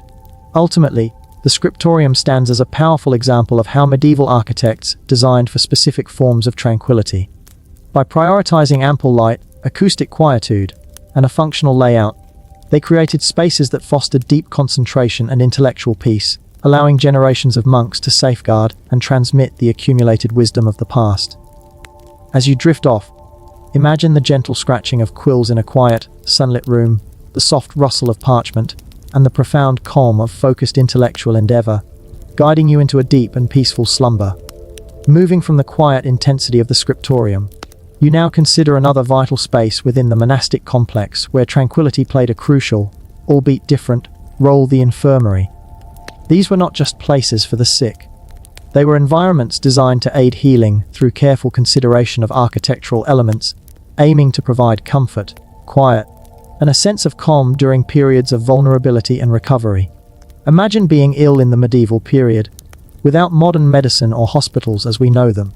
The monastic infirmary was often the most advanced form of care available, and its design reflected a holistic understanding of well-being, acknowledging that a calm environment could contribute significantly to recovery. Medieval architects, often working alongside the monastic infirmarian, the monk responsible for the sick, tailored these spaces to soothe both body and mind. The primary goal of an infirmary was to create a quiet, clean, and comfortable environment. This meant careful attention to location within the monastery, often placed away from the noisier areas like kitchens or workshops. The layout typically consisted of a large ward, sometimes with individual bays or cubicles for privacy, and often with an adjacent chapel for easy access to spiritual solace. Natural light was important, much like in the scriptorium, but perhaps even more so to provide a cheerful and healthy atmosphere, even in illness. Windows would be designed to allow ample light, while still providing privacy and protection from drafts. Historians still debate the precise balance between communal care and individual privacy within medieval infirmaries, as some later infirmaries evolved towards more individual rooms. Ventilation, as we've discussed, was crucial for hygiene and comfort. Fresh air circulation helped to prevent the spread of disease and to maintain a pleasant atmosphere. Some infirmaries, particularly in larger or wealthier abbeys, might have even incorporated simple heating systems like underfloor heating, hypocausts or fireplaces to ensure warmth during cold months. This was a significant comfort, as shivering patients would hardly find tranquility. It's like being tucked into a warm bed with a gentle breeze, but in a medieval context. And let's be honest, in an age of rudimentary sanitation, good ventilation was a literal lifesaver. A quirky tidbit: some monastic infirmaries had dedicated herb gardens directly adjacent to them, providing fresh medicinal plants for remedies and infusions. The proximity meant that patients could sometimes see and smell the healing plants, adding a sensory layer to their recovery and reinforcing the connection between nature and healing. Imagine a medieval doctor plucking fresh lavender just outside your window. It certainly beats a trip to the pharmacy. The visual environment was kept simple and uncluttered, similar to the Cistercian aesthetic, to avoid overstimulation. While elaborate decoration might be found in the main church, the infirmary focused on clean lines, plain walls, and functional furniture. This minimalist approach contributed to a calm and restful atmosphere, allowing the patient to focus on recovery without visual distractions. The colors would likely be natural earth tones, derived from the local stone or wood, promoting a sense of groundedness and peace. Acoustics were also carefully managed. The focus was on quiet. The thick stone walls would absorb sound, and the general monastic rule of silence would extend to the infirmary, with hushed conversations and gentle movements. The presence of the chapel nearby allowed for quiet prayer and the soothing sounds of plain chant, without the full reverberation of the main church. The intent was to create an environment where the patient could rest undisturbed and where the sounds of suffering were minimized. Beyond the physical space, the very care provided by the infirmarian and other monks would have contributed to the tranquility. Their dedication, often combined with spiritual guidance, offered emotional and psychological comfort to the sick. The infirmary was not just a building, it was a holistic system of care, designed to promote healing through a combination of physical comfort, spiritual solace, and environmental tranquility. Ultimately, medieval architects, in their design of infirmaries, demonstrated a compassionate understanding of how the built environment could support human well-being during times of vulnerability. By prioritizing quiet, cleanliness, appropriate light, and thermal comfort, they created spaces that were not just functional, but genuinely conducive to healing and peaceful recovery. These were places where the physical and spiritual aspects of tranquility intertwined to offer solace to those in need. As you drift off, imagine a warm, quiet room, filled with gentle light and the subtle scent of healing herbs, leading you into a deep and restorative sleep. From the quiet solace of the infirmary, let's transition to another essential communal space in medieval monastic life, the refectory. This was the dining hall, a place where monks and nuns gathered for their meals. But don't imagine a noisy, boisterous cafeteria. In the medieval refectory, tranquility was often enforced through silence, or at least hushed reverence, making it a unique example of how architectural design and strict communal rules combined to create a mindful, peaceful eating environment. Imagine sitting at a long, sturdy wooden table in a high-ceilinged hall. The air would be still, perhaps carrying the faint aroma of the simple meal. But the striking feature would be the quiet. The monastic rule, particularly for orders like the Benedictines and Cistercians, often mandated silence during meals. This wasn't just about good manners. It was about fostering mindfulness and spiritual reflection, even during the mundane act of eating. The refectory, therefore, had to be designed to support this enforced quietude. Architecturally, refectories were often large, rectangular halls, sometimes with vaulted ceilings. The thick stone walls, as always, provided excellent sound insulation from the rest of the monastery. The placement of the refectory was also strategic. often adjacent to the kitchen but sufficiently separated to minimize the clatter of pots and pans.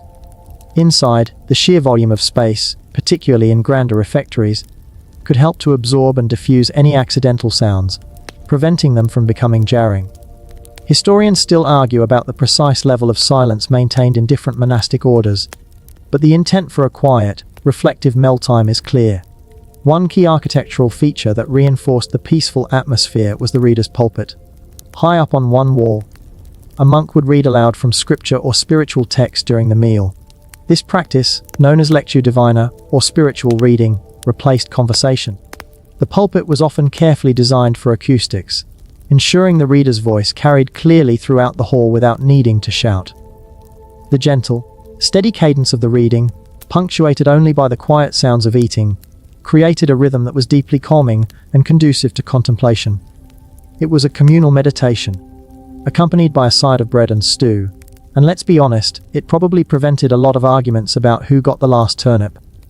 A quirky tidbit: some refectories had a lavabo, or washing fountain, located just outside the entrance, where monks would ritually wash their hands before meals.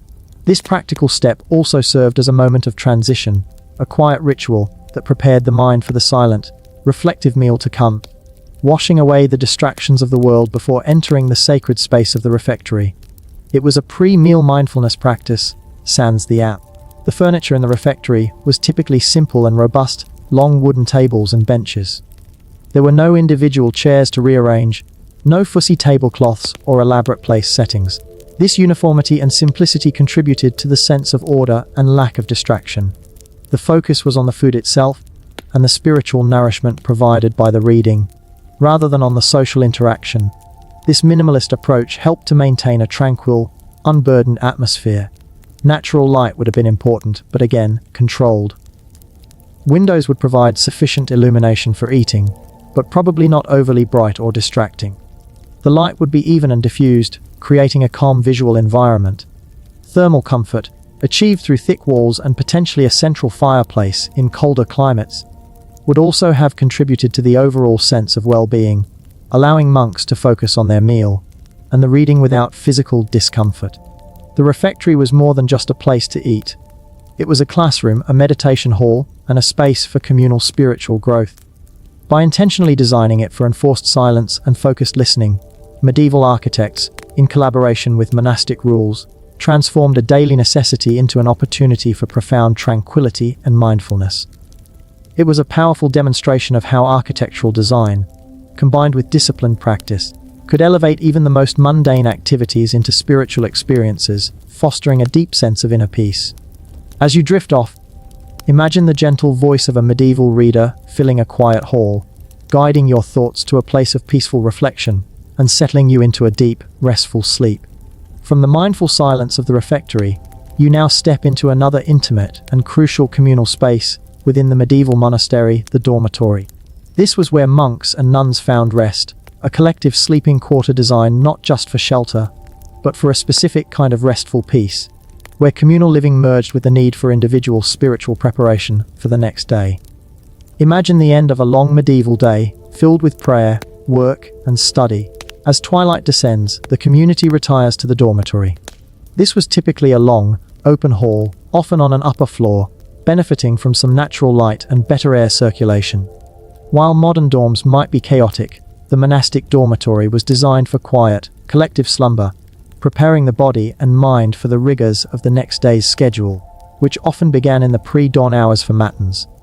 The primary design principle for the dormitory was a balance between communal living and individual privacy. While it was an open space, individual monks or nuns often had designated bays or cells, sometimes separated by simple wooden partitions, curtains, or low walls. These provided a measure of personal space, a small sanctuary within the larger room, allowing for quiet reflection or personal prayer before sleep. This design acknowledged the human need for a degree of personal enclosure, even within a communal setting, which is vital for achieving true rest and tranquility. You wouldn't want your medieval roommate snoring directly into your ear. After all, historians still argue whether the level of privacy increased over time in monastic dormitories, reflecting evolving attitudes towards personal space. Acoustics in the dormitory were crucial. The thick stone walls of the monastery provided external soundproofing. Internally, the expectation was quiet. The soft rustle of robes, the gentle movements of sleep, perhaps the distant sound of night bells, these would be the only sounds. Any loud noise would disrupt the entire community. The high ceilings of some dormitories could help to dissipate sound, preventing it from echoing jarringly. The emphasis on quiet contributed directly to the restful atmosphere, allowing minds and bodies to settle into a deep slumber. Natural light and ventilation were also important. Windows, often numerous but perhaps not excessively large, would allow for natural light during the day, making the dormitory a functional space for getting ready or for quiet tasks. They would also provide essential ventilation, as we discussed, helping to keep the air fresh and comfortable, especially in warmer months. In colder climates, while individual fires were usually forbidden due to fire risk, the sheer thermal mass of the stone walls, combined with the warmth from many bodies, would have kept the dormitory relatively comfortable. Monks would also sleep fully clothed or in their robes, adding a layer of personal warmth. A quirky tidbit in some older monastic rules: monks were required to sleep with a lamp or nightlight burning in the dormitory, not just for practical reasons, like finding your way to the latrine in the dark, but also as a symbolic reminder of constant vigil and spiritual readiness. This soft, constant glow would have added a subtle visual element to the peaceful, pre-sleep atmosphere. Imagine 100 tiny nightlights casting a soft, comforting glow over the sleeping forms, a communal dreamscape. The simple, utilitarian nature of the dormitory furniture also contributed to its tranquility. Beds would be simple wooden frames, perhaps with straw or wool mattresses. There would be no clutter, no personal belongings strewn about. This visual simplicity and order mirrored the ordered life of the monastery, reducing visual stimulation and contributing to a sense of calm. When your surroundings are clean and uncluttered, your mind often feels more at ease. Ultimately, the medieval dormitory was a testament to the belief that even collective living spaces could be designed for individual peace and restoration. By combining a sense of communal belonging with the provision of sufficient personal space, by prioritizing quiet and comfort, medieval architects created environments that were conducive to deep, restful sleep and spiritual renewal. These were places where the busy mind could finally quiet, and the body could truly rest, preparing for the challenges and spiritual demands of another day. As you drift off, imagine yourself in a quiet, cool, and safe medieval dormitory, surrounded by the gentle breathing of sleeping companions, settling into a profound and tranquil slumber. Having explored the spaces of rest and communal living, you now move to areas of deliberate movement and reflection within the medieval monastery processional routes. These weren't just corridors or pathways. They were carefully designed sequences of spaces intended to guide sacred journeys, fostering a meditative pace and a deep sense of spiritual engagement, becoming integral to the overall tranquility of the architectural experience. Imagine a solemn procession of monks or clergy, robed and chanting, moving through a monastery. The path they take is not accidental. Medieval architects meticulously planned these routes, creating a narrative of movement that unfolded through different architectural settings, each contributing to the spiritual purpose of the procession. This deliberate sequencing of spaces, from the enclosed intimacy of the cloister to the grand expanse of the church nave, was designed to prepare the mind and body for worship, cultivating a profound sense of anticipation and peace. The cloister itself, as we've discussed, often served as a primary processional route, particularly on significant feast days. Its repetitive arcades and central garden provided a rhythmic backdrop for movement. Walking around the cloister, a path of circumambulation, allowed for a steady, meditative pace. The changing light and shadow, the gentle sounds of the fountain or garden, and the constant rhythm of footsteps created a sensory experience that encouraged introspection and quiet prayer. It was a walking meditation, grounding the participants in the physical space, while elevating their spiritual focus. Historians still argue whether the precise dimensions of cloisters were influenced by the need to accommodate specific processional numbers, or if liturgical practice adapted to existing architectural forms. From the cloister, processional routes would often lead directly into the church, typically through a solemn doorway. This transition was a moment of profound significance, a physical and spiritual passage from the monastic complex into the sacred heart of the abbey. The architectural design of the entrance, perhaps a grand portal adorned with carvings, or a more austere, symbolic doorway, would heighten this sense of transition, inviting reverence and preparing the mind for the even greater sanctity of the church interior. You wouldn't be dashing through this doorway, you'd be moving with solemn intent. Within the church itself, the nave served as the principal processional aisle. The long, unobstructed view towards the altar, framed by soaring columns and vaults, directed the eye and the spirit. The grand scale, the filtered light from stained glass windows, and the reverberant acoustics would envelop the procession, transforming it into a living, moving spectacle of faith. The slow, measured pace of the procession, combined with the enveloping sensory experience of the church, created a powerful sense of unity and spiritual immersion, profoundly conducive to a collective sense of tranquility. It's like being part of a moving painting, where every step deepens the sense of purpose and calm. A quirky tidbit: some medieval churches had specific processional doors that were only used for ceremonial entries and exits, distinct from everyday entrances. These doors were often more ornate or symbolically significant, reinforcing the idea that certain movements through the sacred space were special, even ritualistic, and designed for spiritual effect. Imagine a grand ceremonial entrance that immediately signals to your brain, okay, this is important. Be quiet. Be peaceful. Beyond the main liturgical spaces, processional routes might also extend to other areas for specific rituals. For instance, on certain feast days, a procession might visit a reliquary chapel, a crypt, or even move outdoors to bless crops or fields. Each segment of the route would be designed to frame the spiritual purpose of that particular movement, using architecture to enhance the solemnity and focus. The journey itself became part of the worship, a physical manifestation of a spiritual pilgrimage. The absence of clutter and unnecessary obstacles along these routes was also key. The paths were generally clear and wide enough to accommodate the procession, ensuring a smooth, uninterrupted flow. This ease of movement, without the need to navigate around distractions, allowed the participants to focus entirely on their spiritual task, reinforcing the tranquil and meditative quality of the procession. Ultimately, medieval architects understood that movement itself could be a pathway to tranquility. By designing carefully articulated processional routes, they guided the body and the mind through a sequence of sacred spaces, each contributing to a cumulative effect of peace, reverence, and spiritual immersion. These were not just physical pathways, but spiritual journeys, choreographed in stone and light, leading participants to a deeper sense of inner calm. As you drift off, imagine yourself moving slowly, solemnly, through an ancient stone hall, the sounds of distant chanting guiding your every step, leading you into a profound and tranquil sleep.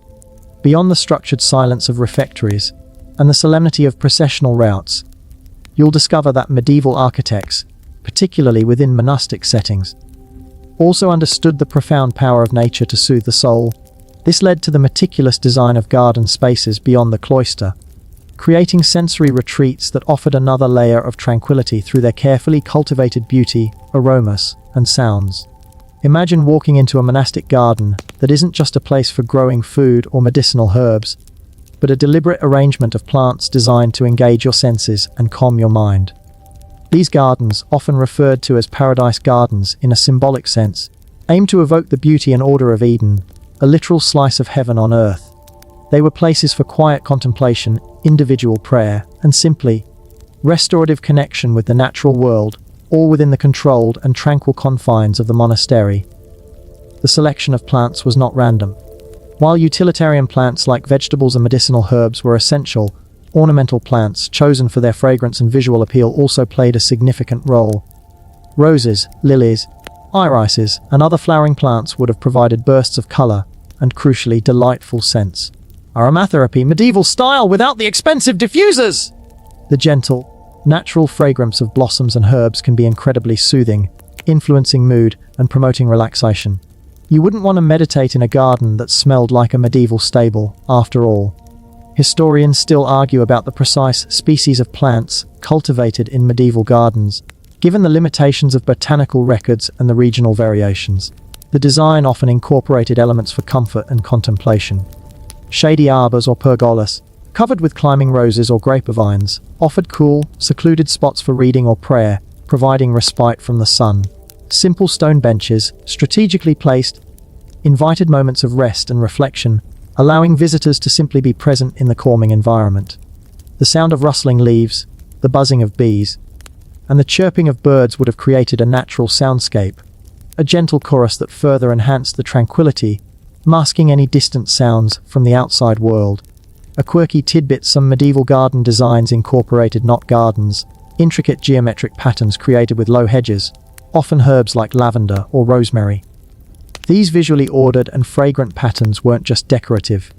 They provided another layer of visual harmony and engagement for the meditative mind, reinforcing the sacred geometry found within the buildings themselves. It's like a living labyrinth for your eyes, but one that smells fantastic. Water features, as we've discussed, were integral to these gardens, beyond just the central cloister fountain.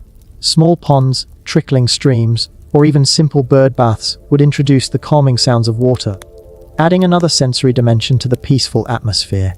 The reflective surface of a pond could also create beautiful visual effects, mirroring the sky and surrounding foliage, further enhancing the sense of natural beauty and serenity. The enclosure of these gardens, whether by stone walls, hedges, or the monastery buildings themselves, was crucial. It created a sense of protected intimacy, a feeling of being safely cocooned within a natural haven. This security allowed the mind to truly relax and absorb the calming influences of the garden, without the intrusion of external distractions or threats. It was a space that balanced openness to nature with necessary boundaries for peace.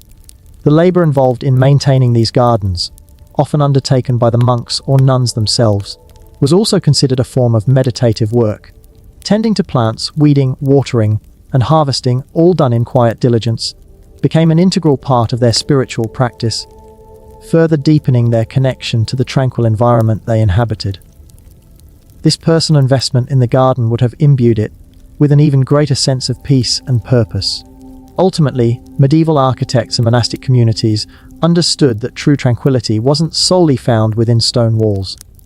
By extending their design principles to the natural world, they created sensory retreats, garden spaces that engaged the senses with beauty, fragrance, and soothing sounds, fostering a profound connection to nature and a deep sense of inner calm. These gardens were living prayers, constantly renewing their tranquil offerings. As you drift off, imagine the gentle scent of medieval roses, the soft hum of bees, and the peaceful rustle of leaves, guiding you into a deep and fragrant slumber. Having explored the living tranquility of garden spaces, you'll now turn your gaze to a more subtle, yet profoundly impactful, aspect of medieval design for peace symbolism in stone. Medieval buildings, particularly churches and cathedrals, were not just structures. They were didactic texts, imbued with layers of meaning and spiritual narratives told through their carvings and sculptures. These visual cues, far from being mere decoration, contributed to tranquility by guiding the mind, reinforcing faith, and creating a sense of being within a divinely ordered and understood universe. Imagine walking into a medieval cathedral, your eyes scanning the intricate carvings on the portal, the corbels supporting the roof, or the capitals of the columns. Every figure, every motif had a purpose, a story, or a symbolic meaning. While some might depict dramatic biblical scenes or monstrous gargoyles, many were designed to convey messages of hope, salvation, virtues, or the peaceful order of creation. Encountering these symbols, even if subconsciously, could reinforce a sense of spiritual security and meaning, which are fundamental to inner peace. When the world around you tells a clear, comforting story, your mind feels more at ease. Consider the prevalence of figures like saints or angels. Their presence, often depicted with serene expressions or in postures of prayer, offered visual representations of spiritual calm and protection. Seeing these figures, believers would be reminded of heavenly intercession and divine grace, fostering a sense of reassurance and reducing anxieties. The gentle, repetitive rhythm of carved patterns, foliage, geometric designs, or stylized animals could also have a meditative effect, inviting the eye to linger and the mind to settle. Historians still argue about the extent to which the average medieval peasant understood the complex iconography, but the emotional and symbolic impact was undeniable. Gargoyles, while often grotesque and seemingly contrary to tranquility, also played a symbolic role in guarding the sacred space from evil or reminding people of the consequences of sin. By externalizing and containing these demonic figures on the exterior, or in specific, non-disruptive locations, they paradoxically contributed to the sense of security and peace within the consecrated interior. You wouldn't want those mischievous little stone creatures causing havoc inside, would you? It's like having a very loud, very ugly bouncer at the door, ensuring that only good vibes get in. A quirky tidbit: some medieval sculptures, particularly in Romanesque churches, featured historiated capitals, where small, intricate narrative scenes were carved into the tops of columns. These miniature visual stories, often depicting moral lessons or biblical events, allowed for contemplation on a smaller, more intimate scale, inviting closer inspection and a moment of quiet engagement amidst the grander architecture. Imagine a tiny comic strip carved in stone, offering a momentary pause for reflection. The use of specific symbolic colors in painted churches or stained glass, even if not strictly sculpture, further reinforced this visual language. Blue for heavenly grace, red for Christ's blood or martyrdom, green for rebirth and hope. These colors were not arbitrary. They evoked specific emotions and spiritual associations, contributing to the overall harmonious atmosphere.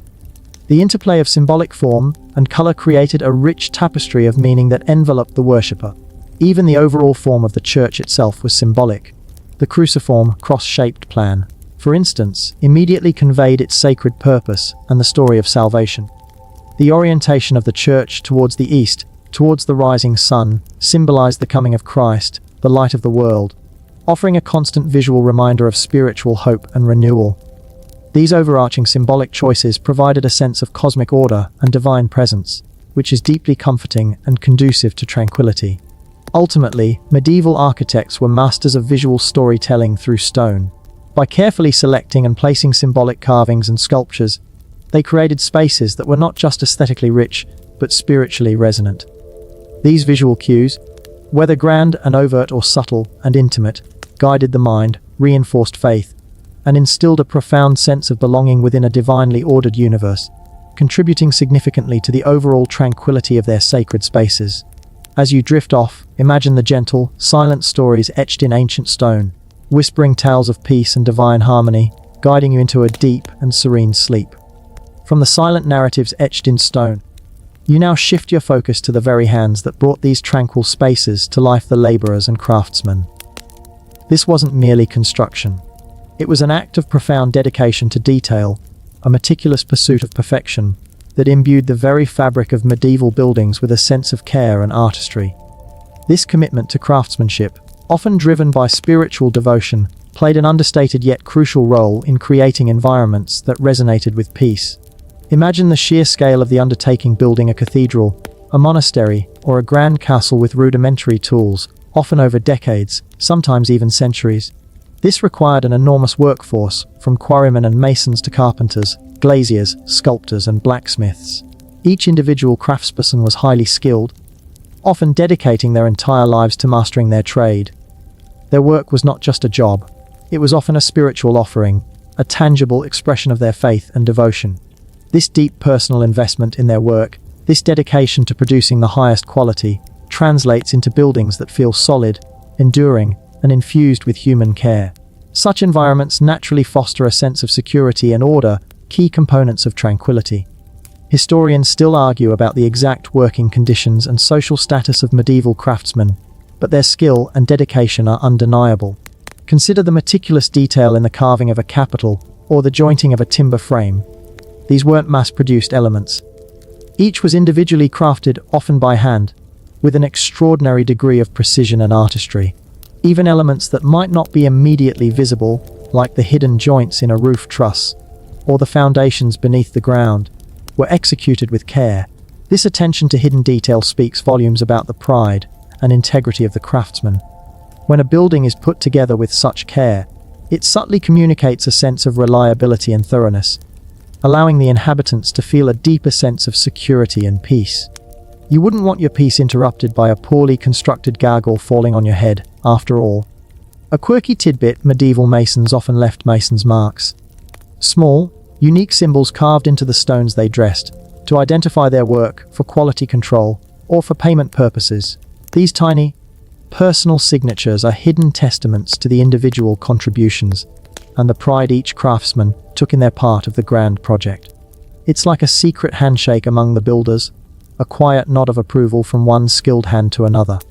The iterative nature of medieval building also contributed to the refinement of their techniques. Generations of craftsmen learned from their predecessors, passing down knowledge and honing their skills. This continuous process of learning and improvement led to increasingly sophisticated and stable structures. The consistency of their methods, even across different regions, speaks to a shared understanding of best practices and a collective pursuit of excellence.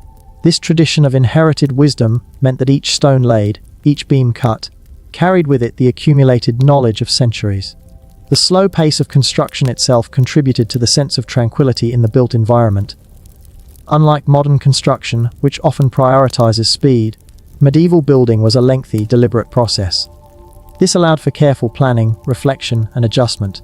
The building grew organically, piece by piece, imbued with the patient energy of its creators. This slower rhythm is somehow embedded in the very stones, lending a quiet, enduring presence to the structures that stands in stark contrast to the fleeting nature of modern life. Ultimately, the dedication to detail and the profound craftsmanship of medieval laborers and artisans were indispensable in creating tranquil spaces. Their skill, their patience, and often their deep spiritual conviction translated into buildings that were not merely functional but imbued with a sense of human care and artistry. These structures, built with such meticulous devotion, offered a profound sense of security, stability, and enduring beauty, allowing those within their walls to experience a deeper and more profound sense of peace. As you drift off, imagine the quiet dedication of countless hands shaping stone and wood, their meticulous artistry weaving a tapestry of tranquility that cradles you in its ancient, peaceful embrace.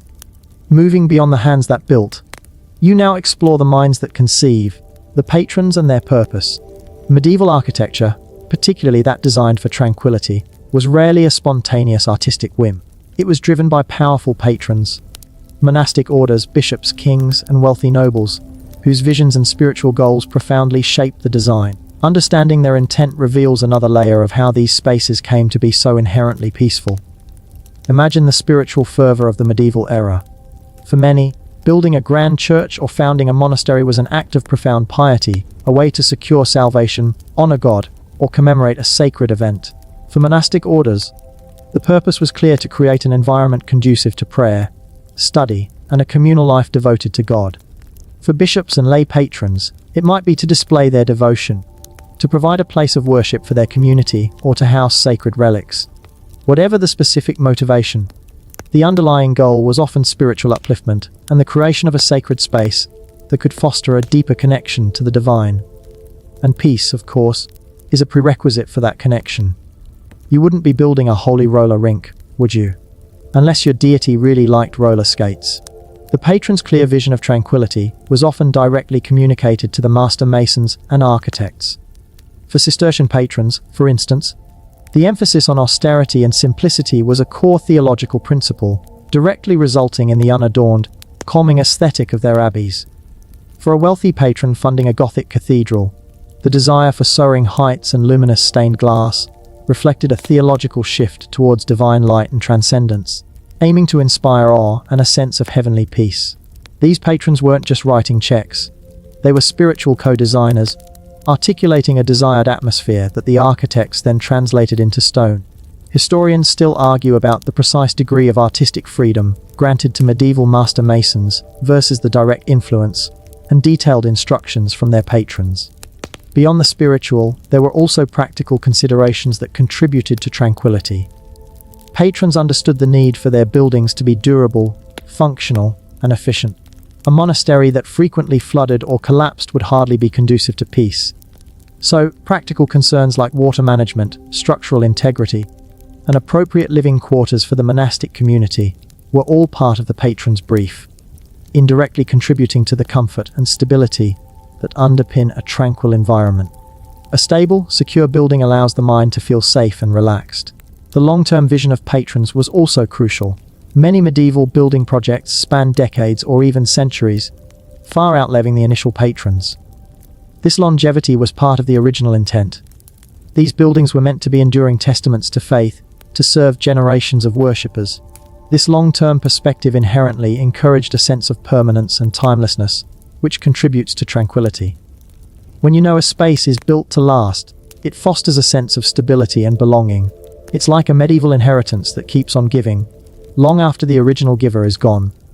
A quirky tidbit: some medieval patrons, especially powerful nobles or royalty, might have included specific clauses in their founding charters or wills, detailing not just the structural aspects, but also the desired atmosphere or spiritual purpose of the building, acting as early forms of architectural program statements. Imagine reading a medieval contract that specifies the desired level of serene contemplation for the finished chapel. The prestige associated with commissioning such grand and tranquil structures also played a role. A magnificent church or a well-ordered monastery reflected positively on the patron's status and piety, both in this life and the next. This drive for enduring legacy, while perhaps not purely altruistic, nevertheless spurred the creation of truly exceptional and enduringly peaceful spaces. The desire for a magnificent and serene resting place for their own souls, or for their family, also motivated the creation of beautiful and tranquil crypts and chapels. Ultimately, the tranquility embedded in medieval architecture was deeply intertwined with the visions and purposes of its patrons.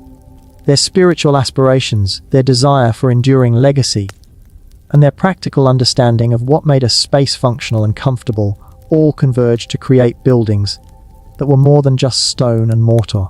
They were physical embodiments of faith, stability, and a profound commitment to fostering inner peace.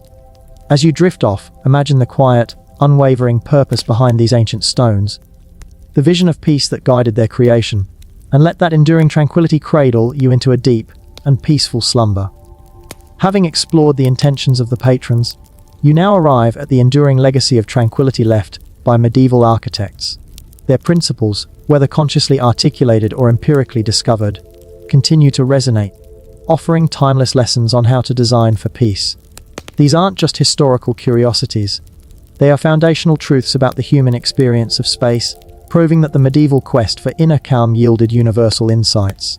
Imagine standing in a modern, bustling city, yet finding a quiet, contemplative space, perhaps a minimalist chapel, a carefully designed park, or a well-insulated reading room.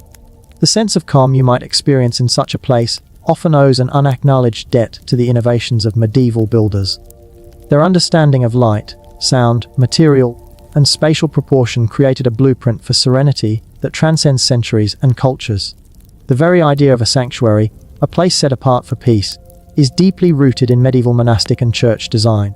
Historians still argue about the exact point at which these architectural principles became consciously codified versus being an organic evolution of building practices. Consider the enduring power of thick walls.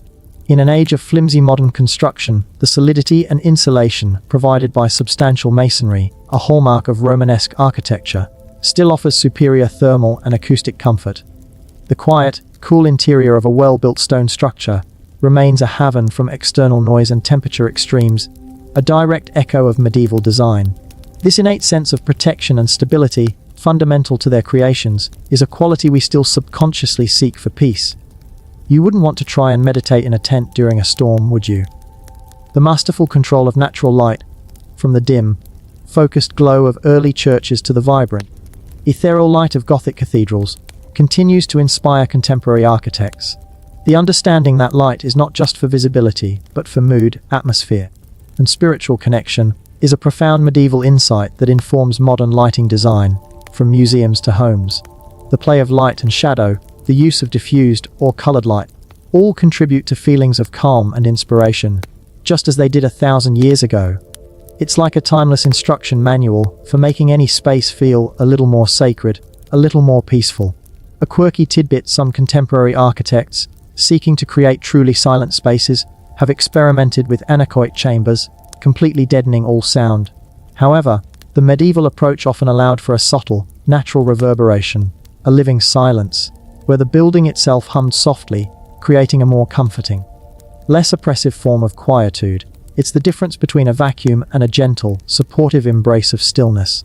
The integration of natural elements, particularly water and carefully cultivated gardens, is another enduring legacy. The calming rhythm of a fountain, the quiet beauty of an enclosed garden, these principles, perfected in medieval cloisters, are now common in modern urban planning and therapeutic garden design. The recognition that a connection to nature, even a curated one, is essential for human well-being and tranquility, is a truth the medieval builders understood intuitively. They knew that a bit of green and a splash of water could do wonders for the soul. The emphasis on sacred geometry and harmonious proportions, while perhaps no longer explicitly linked to divine mathematics, still underpins much of good architectural design. The human eye and mind naturally respond positively to balance, order, and pleasing ratios. Buildings that feel right and harmonious, whether consciously or subconsciously, contribute to a sense of peace and mental clarity. This timeless aesthetic principle, inherited from medieval masters, continues to guide designers in creating visually soothing and emotionally resonant spaces. Ultimately, the medieval quest for tranquility in architecture was not a fleeting trend. It was a profound exploration of how the built environment could nurture the human spirit. Their innovative use of materials, their understanding of light and sound, their integration of nature, and their unwavering dedication to craftsmanship created spaces that, even today, resonate with an almost palpable sense of peace. Their legacy reminds us that true design is about more than just function or aesthetics. It is about creating environments that support and enhance the very fabric of human experience, leading to a deeper, more profound sense of calm. As you drift off, let the echoes of these ancient, enduring principles of tranquility guide you into a deep and perfectly peaceful slumber, a timeless comfort crafted in stone and light. Drawing our journey to a close, you now consider how the profound insights of medieval architects, those masters of tranquility, continue to resonate in contemporary design. It's not about replicating Gothic cathedrals in our living rooms, but about understanding that the core principles they discovered for creating peaceful spaces are still profoundly relevant to our modern quest for calm amidst increasing noise and chaos. Imagine our modern world, filled with incessant digital notifications, constant traffic hum, and often environments that feel cold, sterile, or overwhelming. In this context, the timeless wisdom of medieval design offers a potent antidote.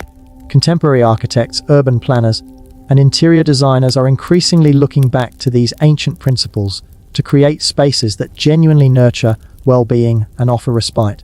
The idea of slow architecture or mindful design is a direct echo of the deliberate, considered approach of the medieval builder. Take, for instance, the rediscovery of natural materials. The preference for honest, unadorned stone and wood, so prevalent in medieval construction, is now a cornerstone of sustainable and calming modern design.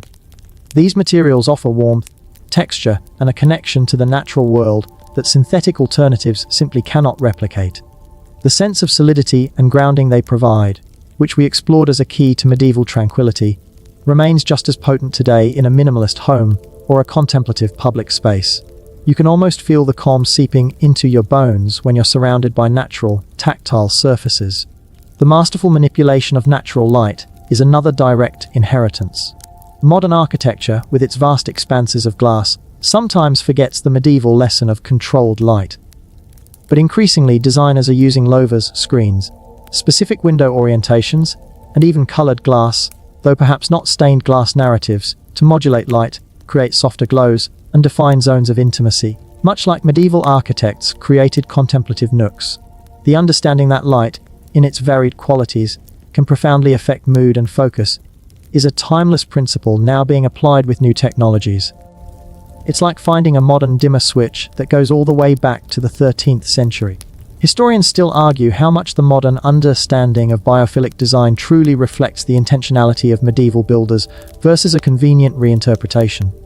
A quirky tidbit: some contemporary office designs, particularly in the tech sector, are incorporating elements directly inspired by monastic cloisters, such as enclosed green courtyards and quiet zones for focused work, recognizing the positive impact of nature and controlled quietude on productivity and mental well-being.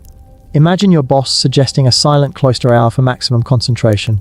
It's a monastic rule made modern. Acoustic design, once a matter of empirical knowledge and massive materials, is now a scientific discipline, but its goals often mirror medieval ones: to create spaces where desired sounds are enhanced and disruptive ones are minimized. From sound-absorbing panels in open-plan offices to noise-dampening materials in residential buildings, the modern quest for quietude is a direct descendant of the medieval desire for sonic tranquility in places like scriptoriums and churches. The recognition that soundscape directly impacts peace of mind is a timeless truth. The emphasis on creating intimate, personal sanctuaries within larger structures, like medieval chapels or individual monastic cells, finds its parallel in modern quiet rooms, meditation spaces, or even carefully designed home offices. The understanding that even in a bustling world, individuals need dedicated spaces for introspection and retreat is a core tenet that medieval design articulated so beautifully. Finally, the deliberate integration of water features and green spaces, from urban parks to rooftop gardens, echoes the medieval reverence for nature's calming power. The soothing sound of water, the visual serenity of greenery, these elements, so central to monastic gardens, are now being used to combat urban stress and create pockets of calm in our most densely populated areas. Ultimately, the legacy of medieval architects in designing for tranquility is not just a chapter in history. It's a living guide. Their deep, intuitive understanding of human psychology, their respect for natural materials and forces, and their unwavering commitment to creating environments that nurtured the soul, offer invaluable lessons for our increasingly noisy and distracted world. As you drift off, let the timeless principles of medieval tranquility, the solidity of stone, the gentle play of light, the quiet hum of enduring design, envelop you in a deep, modern peace, guiding you to the most restful of slumbers. The story now gently fades, like the last embers of a hearth on a winter's night. The grand cathedrals and humble cloisters, built with intention and imbued with ancient peace, slowly recede from your mind's eye. You're no longer walking those hallowed halls, nor are you listening to the distant chants of monks. Instead, the weight of the stone seems to lift, the echoes of time soften, and the light, which once poured through stained glass windows, now becomes the gentle, familiar darkness of your own room. Feel the softness of your pillow, the warmth of your covers, and let the lingering sense of calm from our journey settle deeply within you. The architects of old built for enduring peace, a peace that transcends centuries, a peace that now whispers through the quiet of your own space. There's nothing more to learn tonight, no more grand structures to explore, just the simple, profound comfort of stillness. Your mind, once journeying through ancient times, is now gently coming home, to a place of rest, completely unburdened. Let your thoughts drift, light as a feather, sinking deeper and deeper into the quiet. The world outside can wait. For now, there is only this soft, encompassing tranquility, guiding you into a deep and beautiful sleep.